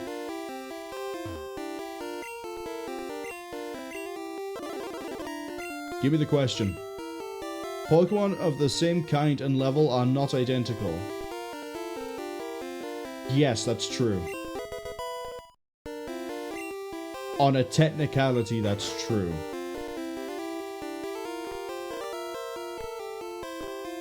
If you have two freshly caught, say,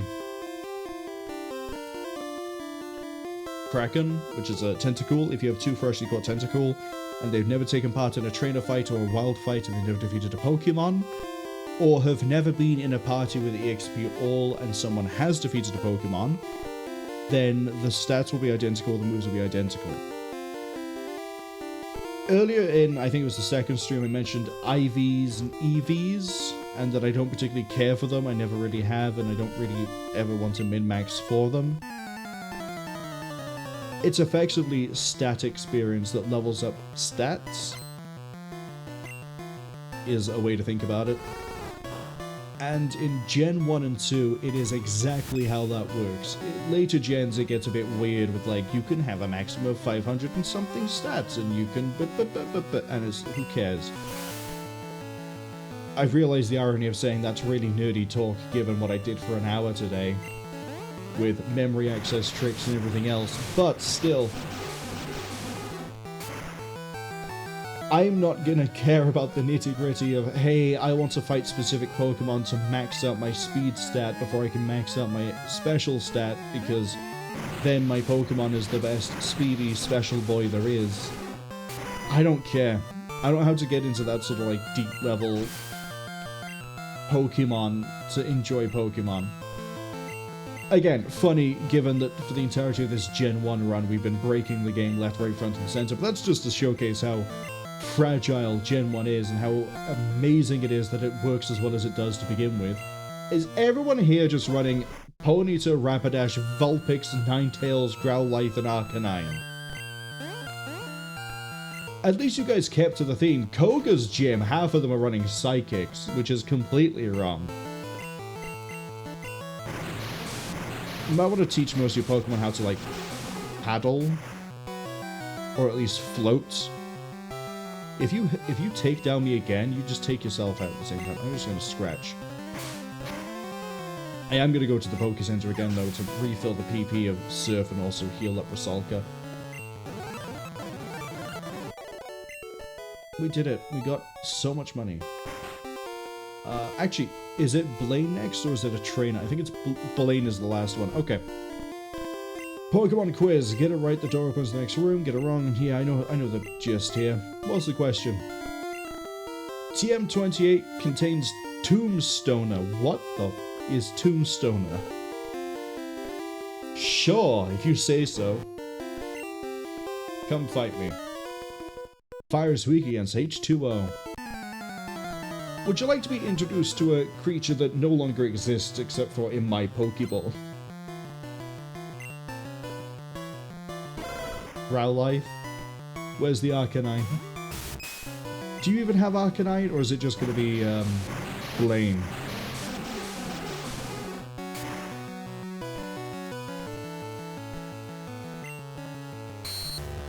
Oh no, my defenses, whatever will I do?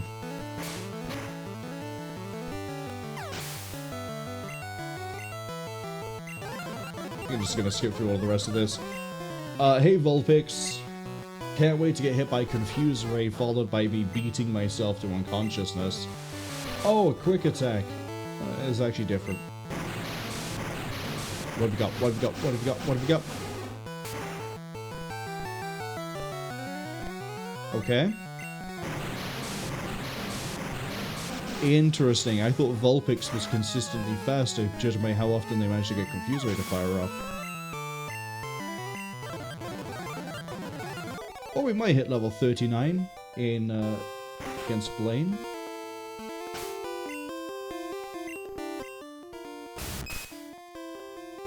$2,590. We might.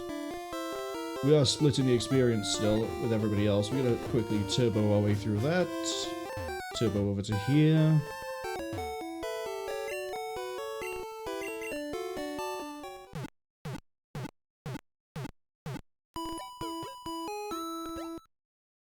We have about 40 minutes to get through this, and then hopefully get through...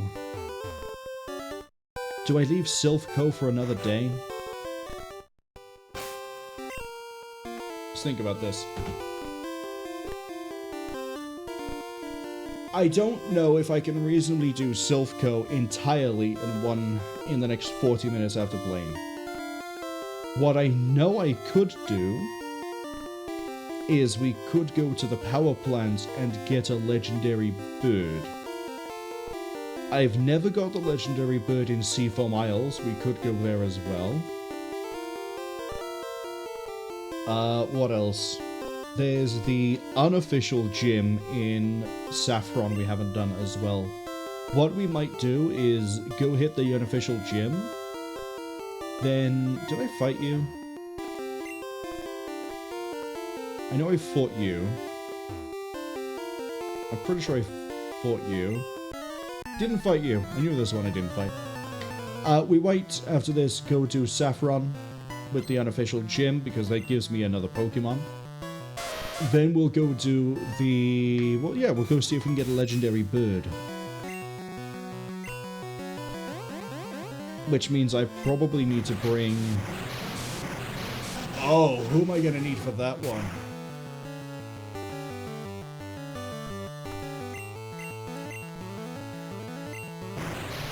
Nidoking? I think I need to bring Nidoking.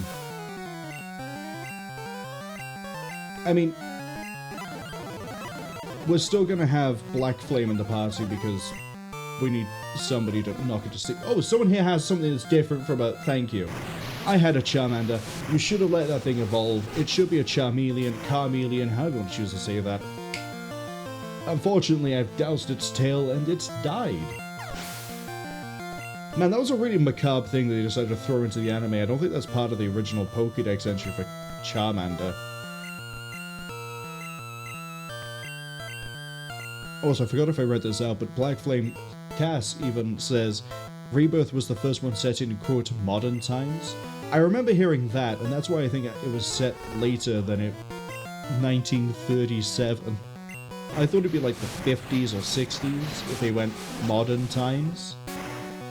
I guess it's still technically modern. It's not industrial age, it's not Victorian, it's... I'm gonna kill you. Scratch its eyes out. Thank you. Oh wow, a Growlithe. Oh, I'm so scared.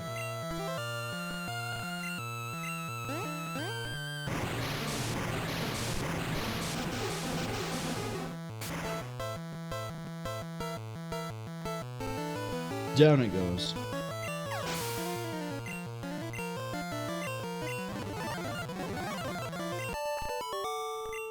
We did it. The nerd has been defeated. That should be all of the fights. Which means the only thing left now to deal with is Blaine himself. Gonna go deal with that guy right here, right now. Right here, right now. Hello, Blaine, the leader of Cinnibar Gym. Your fiery Pokemon will incinerate all challenges. We better have a burn heal. I don't think so. I'm not doing anything that requires an attack stat, so... Well, that's wrong. Level 42... Oh. Whoa. And it used agility, so it's already going first. Why would you bother?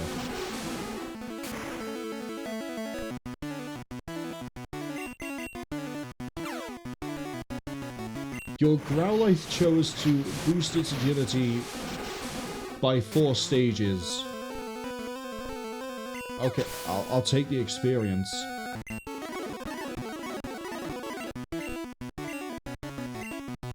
Do you go Pony to Rapidash Magmar? Magmar, I think, is a rare encounter in the Burned Mansion, but I need to check that one. If we see a Magmar here, it means I can catch it off screen. If we don't see it here, then it means I'm gonna have to find it at some point. Yeah, this is gonna do, like, nothing, even with a 2-level lead. Tail Whip is a bit of an issue. However, I still have Surf.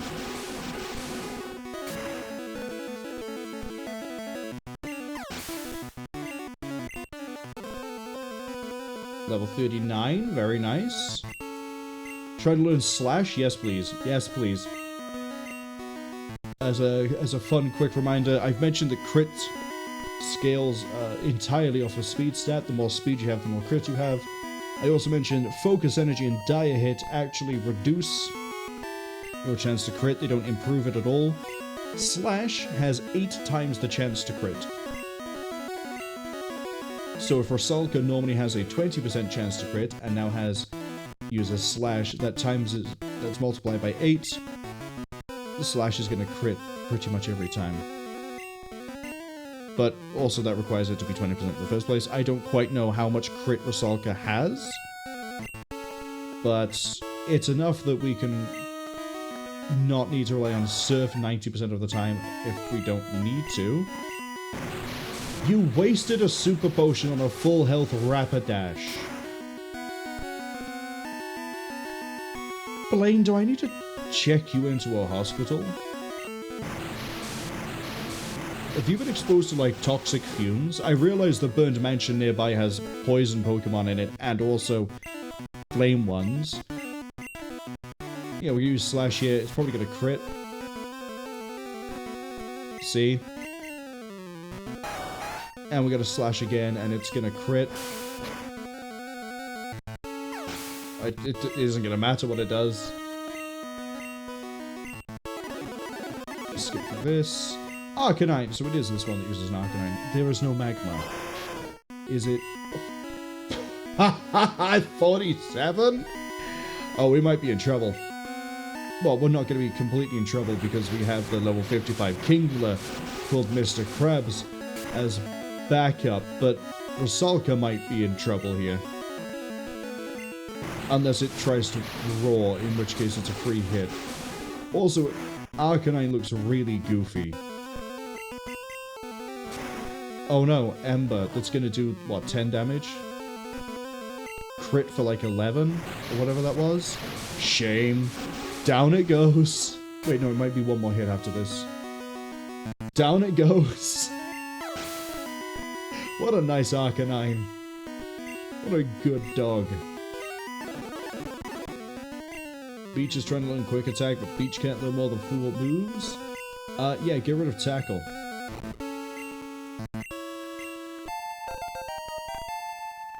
Cass says Arcanine got served. Arcanine... Have you ever seen the James Bond movie, I think it's Tomorrow Never Dies? No, Diamonds Are Forever.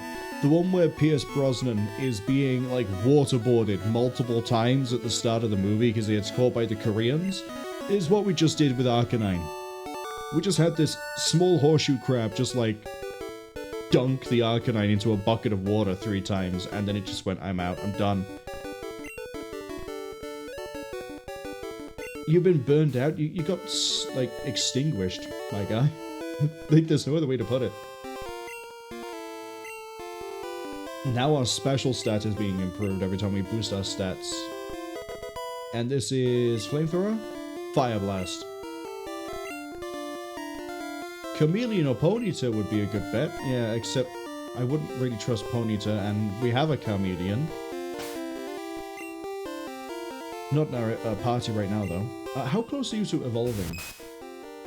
2258.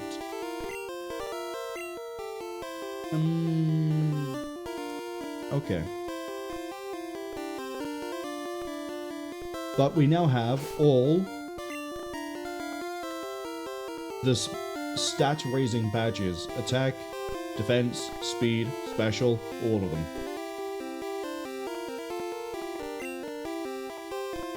Yeah, the only one we don't have yet is Sabrina. I don't think we can get the 8th badge until we have Sabrina's. I need someone who can fly. Which means I'm putting Patrick back in the box.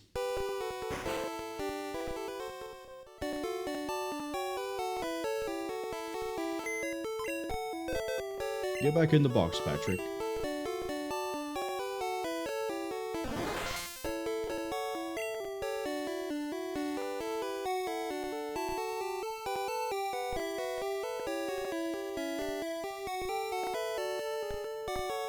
Box 11, I think, is where I need to be.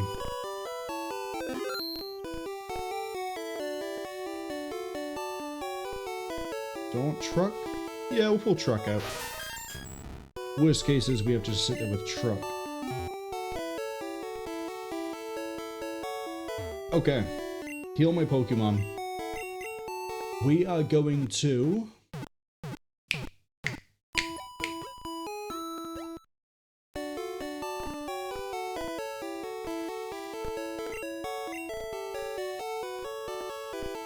I need to be very careful about where I go, actually.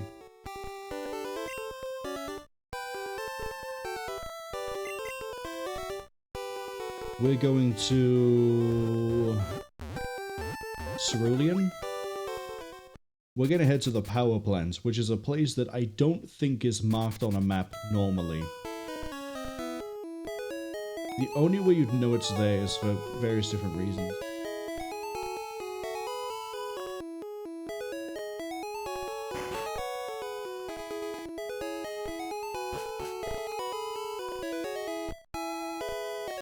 We're gonna go all the way over here.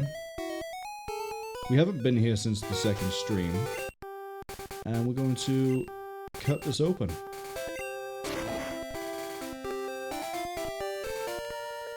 And then hopefully not run into any trainers. So then we can keep doing the memory trick with different Pokemon if we need to later on.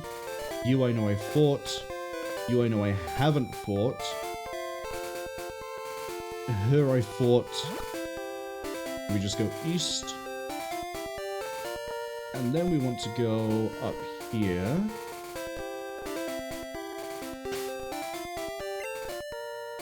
And we're going to surf.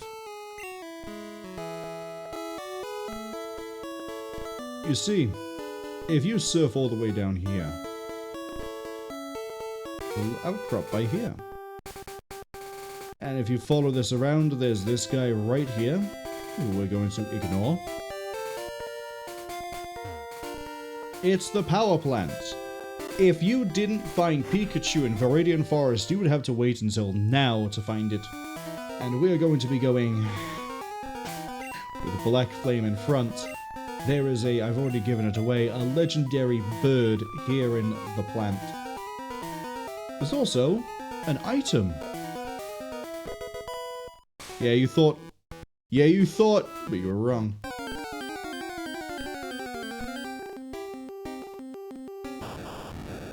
This is where we can find Voltorb, Magnemite, I believe Electabuzz as well, but that one might be version exclusive.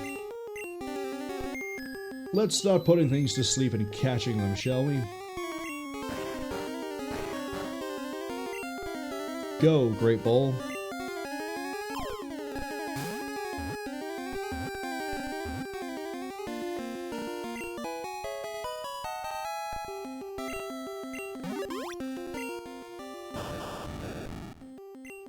And then this will turn into an Electrode. I'm going to give it a nickname. We're going to call it the Knot Ball. Why are we calling it the Knot Ball? Oh, you'll see. If you don't already know and you don't know why I went, oh, you thought when we picked up the item, that might help clue you in. I'm pretty sure if you're Electabuzz, I'll be very happy. I'll take a Magnemite. I very happily take a Magnemite, actually.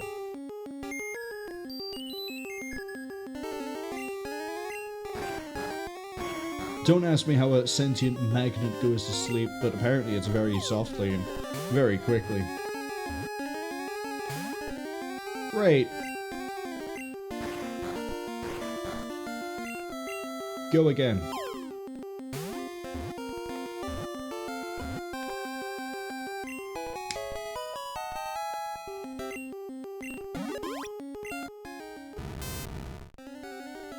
Uses anti-gravity to stay suspended. Want to give a nickname to Magnemite? Yes, I'm going to call it Gauss.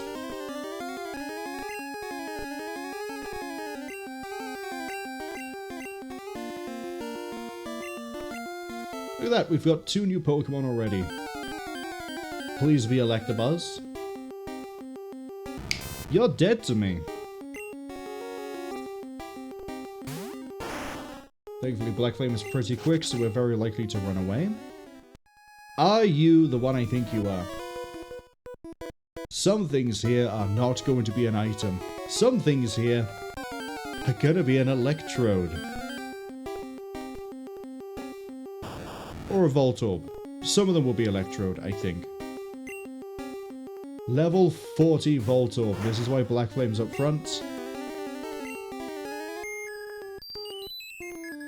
And we're just going to hopefully have Black Flame take this thing out with no problem. It might take a few Dream Eaters. Okay, we can go again. I have rocked up to a giant power plant with a Pokemon that is just a ghost and told it to make everything unconscious, and so far, Black Flame is doing admirably well.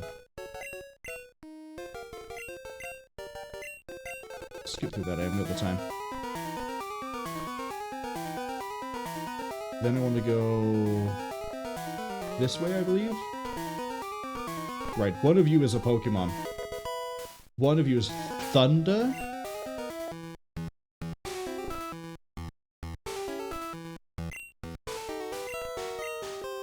Reflect. Pokemon. Man, don't you just love how this pans out? I really thought there were some Electrodes here. Maybe there's like one. I know starting in Gen 2 onwards, you will run into Electrode as an overworld item. I honestly thought you did the same here as well.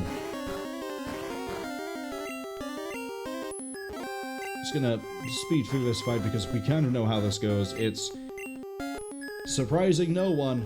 Black Flame does hypnosis, then eats their dreams, and they never wake up.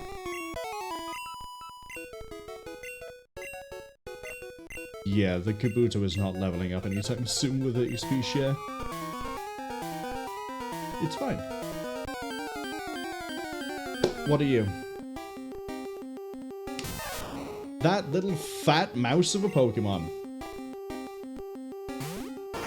Fortunately for you, I did spend 40 minutes catching one at the start of the game, so I'm going to catch you here.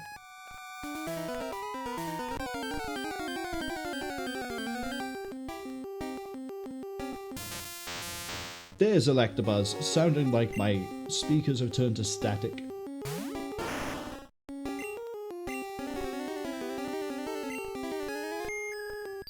Has Black Flame failed a single hypnosis while we've been here? I don't think they have.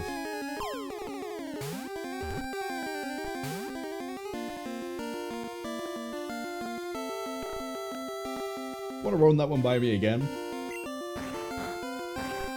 Do you want to stay in the bowl this time? I hope so. Oh, you're gonna be like that today, are you?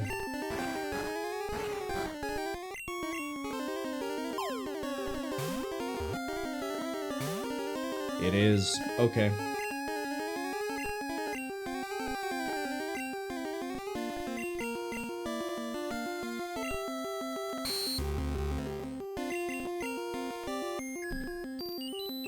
I'm gonna put a safety save in. We're gonna eat its dream.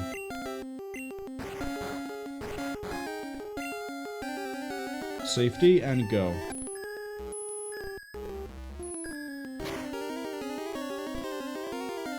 Perfect.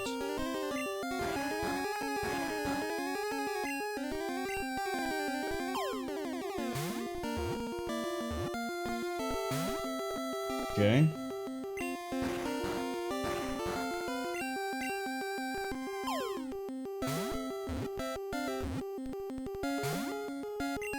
Come on, Electabuzz, why are you being such a pain to catch?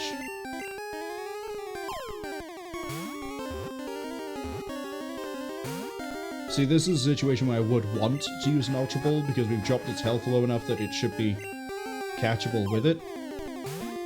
But we're just going to sit here and run through Great Balls until eventually we get it. Because we should be on like a 30% chance to catch this. The math might not be right on that one, but we got there eventually.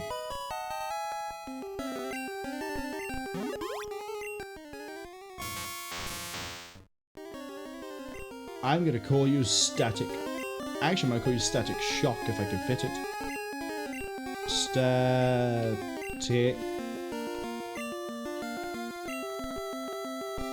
I'm just gonna go Static.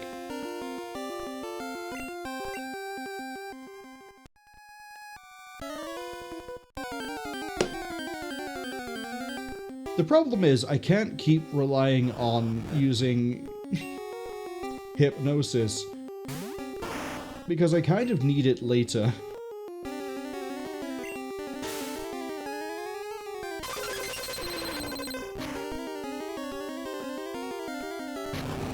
Oh, beautiful. Doesn't affect Black Flame.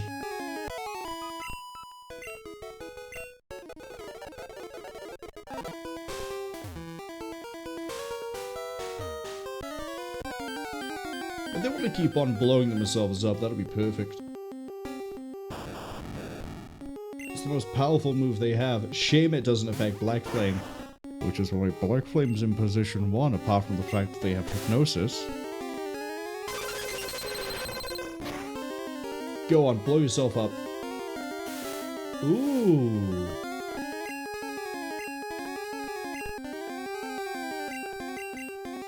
Shame this isn't special.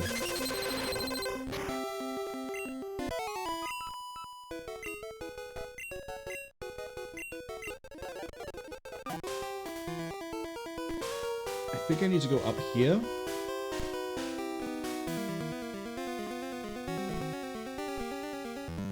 Where's the bird? That's not the bird. If we get the bird, I'm quite happy to then go look for the items. But first priority is the bird. This should take out Magnemite. Yeah. Magnemite doesn't gain its notable durability until Generation 2 and it gets typed as Steel as well.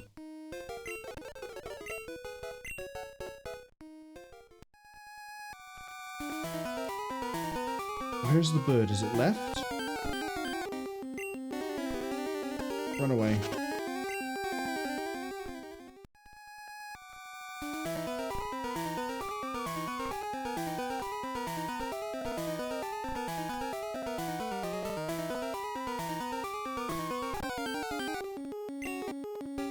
You would think I'd max repel at this point, but I don't want to. There's the bird. Okay. Fun trivia time.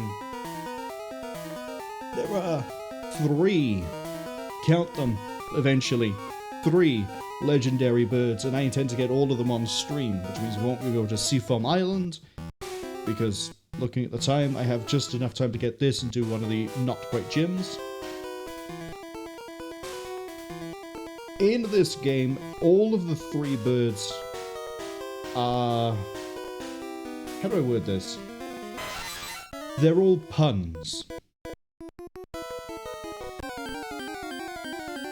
Now, I'm going to put a safety save at the start of this fight. This is Zapdos. Marwol, why are you saying the name like that? Because Zapdos and Arctic Uno and Mol Tres are also known as the Spanish birds, because uno, dos, tres is 1, 2, 3 in Spanish.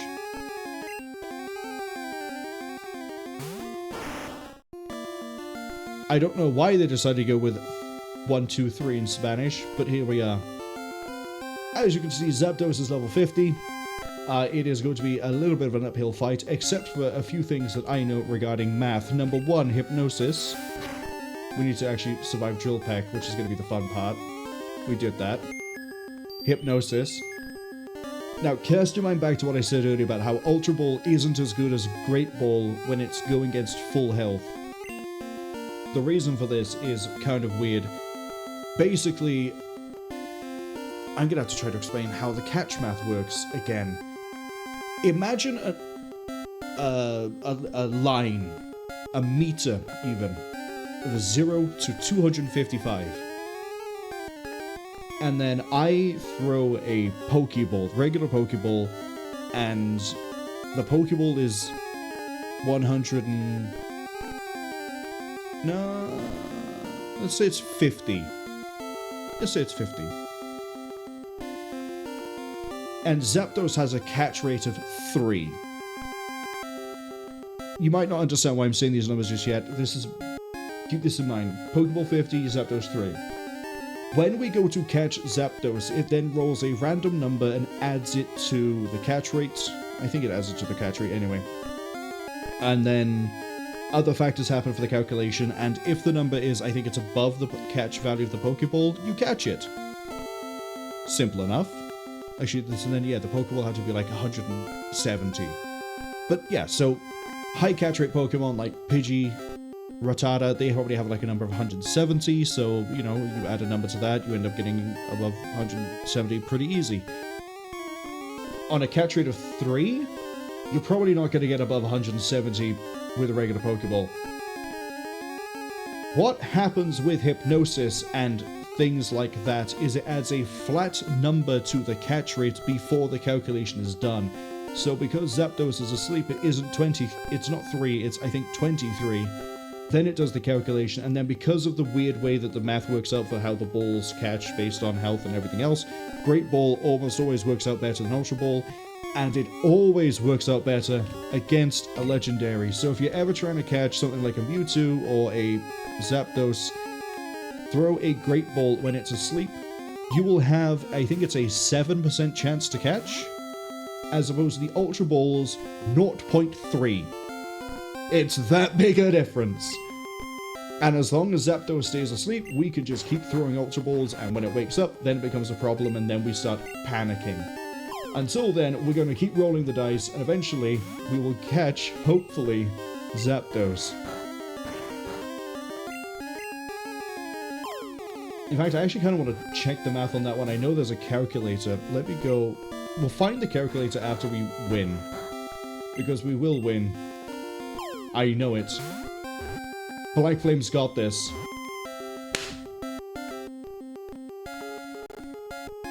It's what we call overconfidence panning out in my favor. Let me go find a calculator for it. Pokemon Gen 1 catch rate calculator. Cave of Dragonflies, that's the one I normally use. We're going to go with Zapdos. Pokemon level is 50, 100% health. So as before anything else is done to it, the basic catch rate of Zapdos is 0.528% with a Pokeball, Ultra Ball, or Safari Ball. Remember, Safari Balls always count as Ultra. So, at full health, Pokeball, Ultra Ball, they're the same. Great Ball has a 1.688% chance to catch if we make it go to sleep. Interesting. Okay, so when it's asleep, the Ultra Ball wins out at 21%. Great Ball is at 15.3%. So if it's not asleep, Great Ball, otherwise Ultra Ball. So we probably should start carrying some Ultra Balls as well then. But just putting it to sleep, you can sort of see the difference there in the dramatic improvement from, what was it before, like 1.68 for Great Ball, 0.5 for Ultra. Put it to sleep. Ultra's at 21.6, Great Ball's at 15.3, so we had a 1 in 7 chance, I think. Interesting. Anyway, so yeah, Great Balls, I like to keep them around. Is it Mewtwo specifically that is the really weird outlier? No. Okay, we're gonna start carrying Ultra Balls as well then. I've been known to be wrong before. I like to be proven wrong as well. We'll carry Ultra Balls, and we'll throw them in case they're asleep. Do you want to give a nickname to Zapdos? I'm going to call it 9 Volt.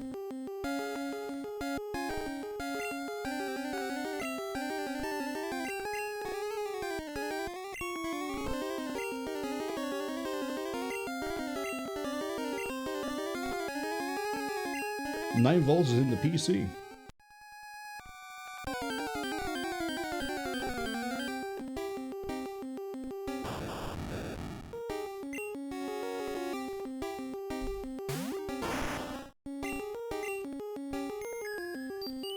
So, today wasn't as productive as I hoped it would be in terms of getting the main game done. We did finish 3 gyms. We have now got 1 of the 3 legendary... Why am I using Hyper Beam? I just put you to sleep.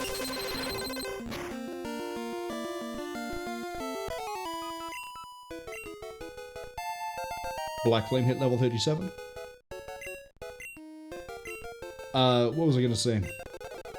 We did manage to show off all of the tricks I was hoping to show today. We've got our legendary bird. I'd say, despite the fact that I wanted a... The stream was named Fear Buzz because the idea was we were going to fight Sabrina with Beedrill. Which is going to be the plan for next time.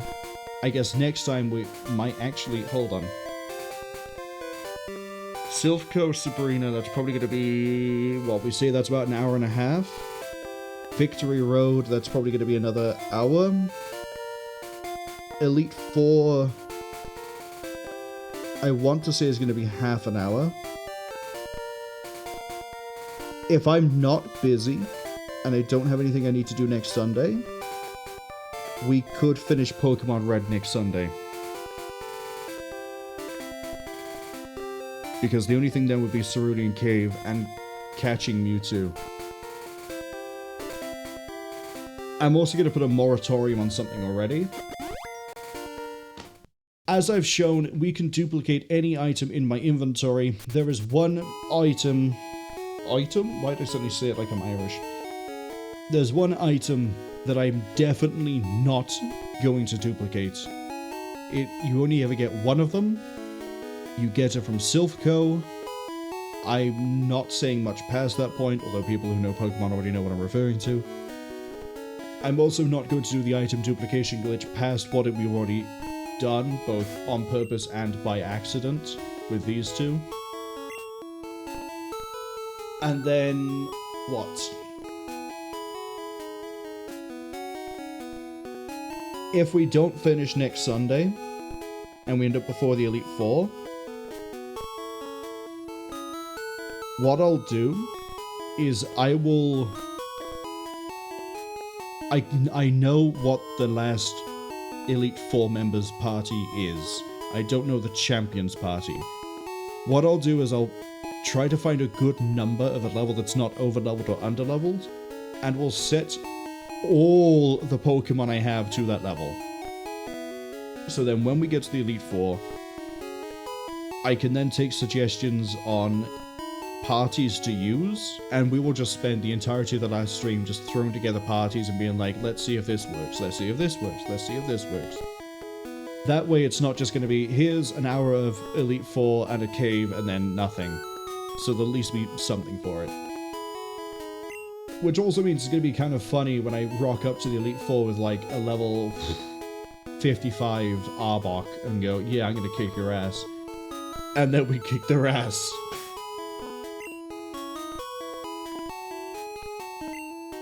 Yeah, I'm going to have to check that level. We'll see. I do know if Black Flame is in the party for the Elite Four, I'm going to make Lance a joke.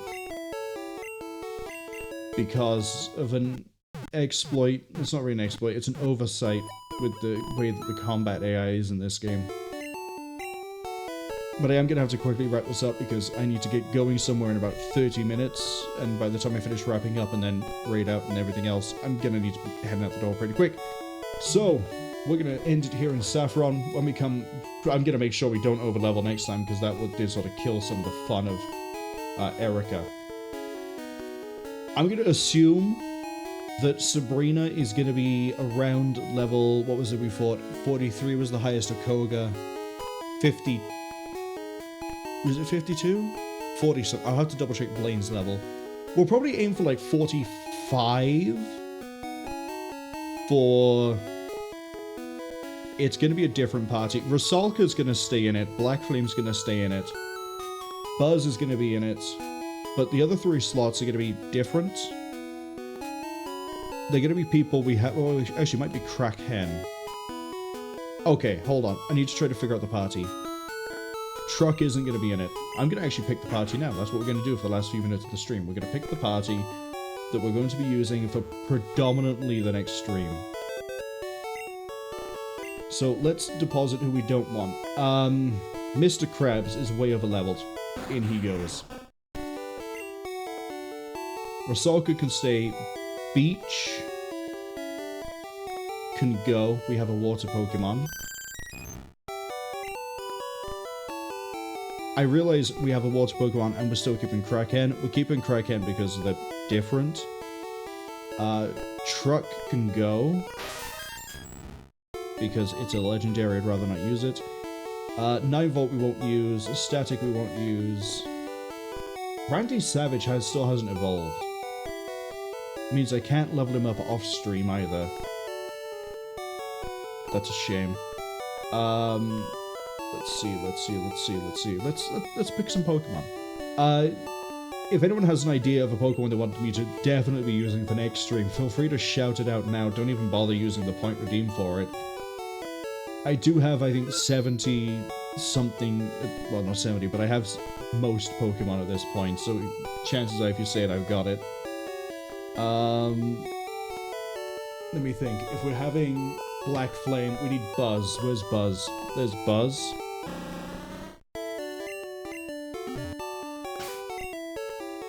So, Black Flame, Rusalka, Kraken, Buzz. And I might ditch Kraken, actually. Since we have Rusalka. Okay, yeah, we'll ditch Kraken.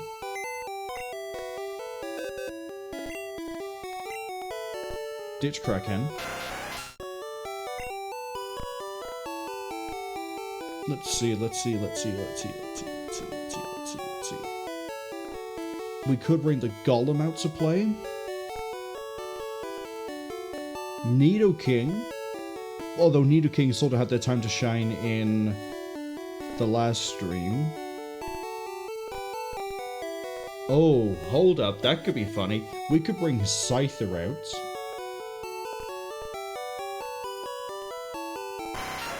Because they're different.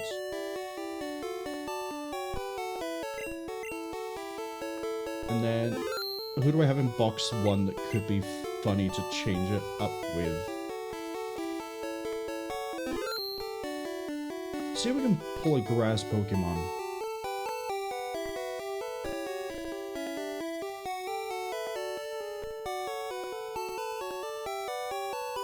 Kirby?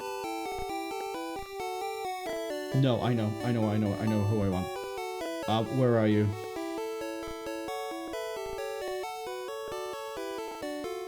Where are you? Paras?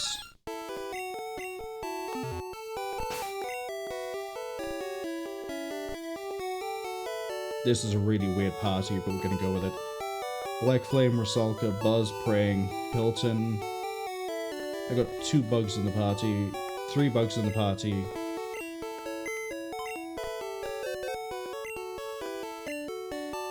I'm also gonna pull out... If we don't have any other takers for who to bring out, I'm probably gonna bring Dr. Sleep. Or I could bring out...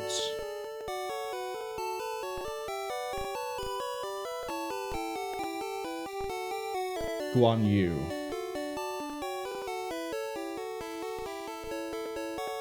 I'm gonna quickly poll this, actually. Poll. Who for next time? Guan Yu, Gyarados, Dr. Sleep. I'm gonna put Hypno because we're gonna evolve it to a Hypno. Let that run for about a minute. And then if it ends up, like, tied, I'm just gonna flip a coin. They're all going to be brought to about level 45 anyway. Pretty sure Hypno evolves...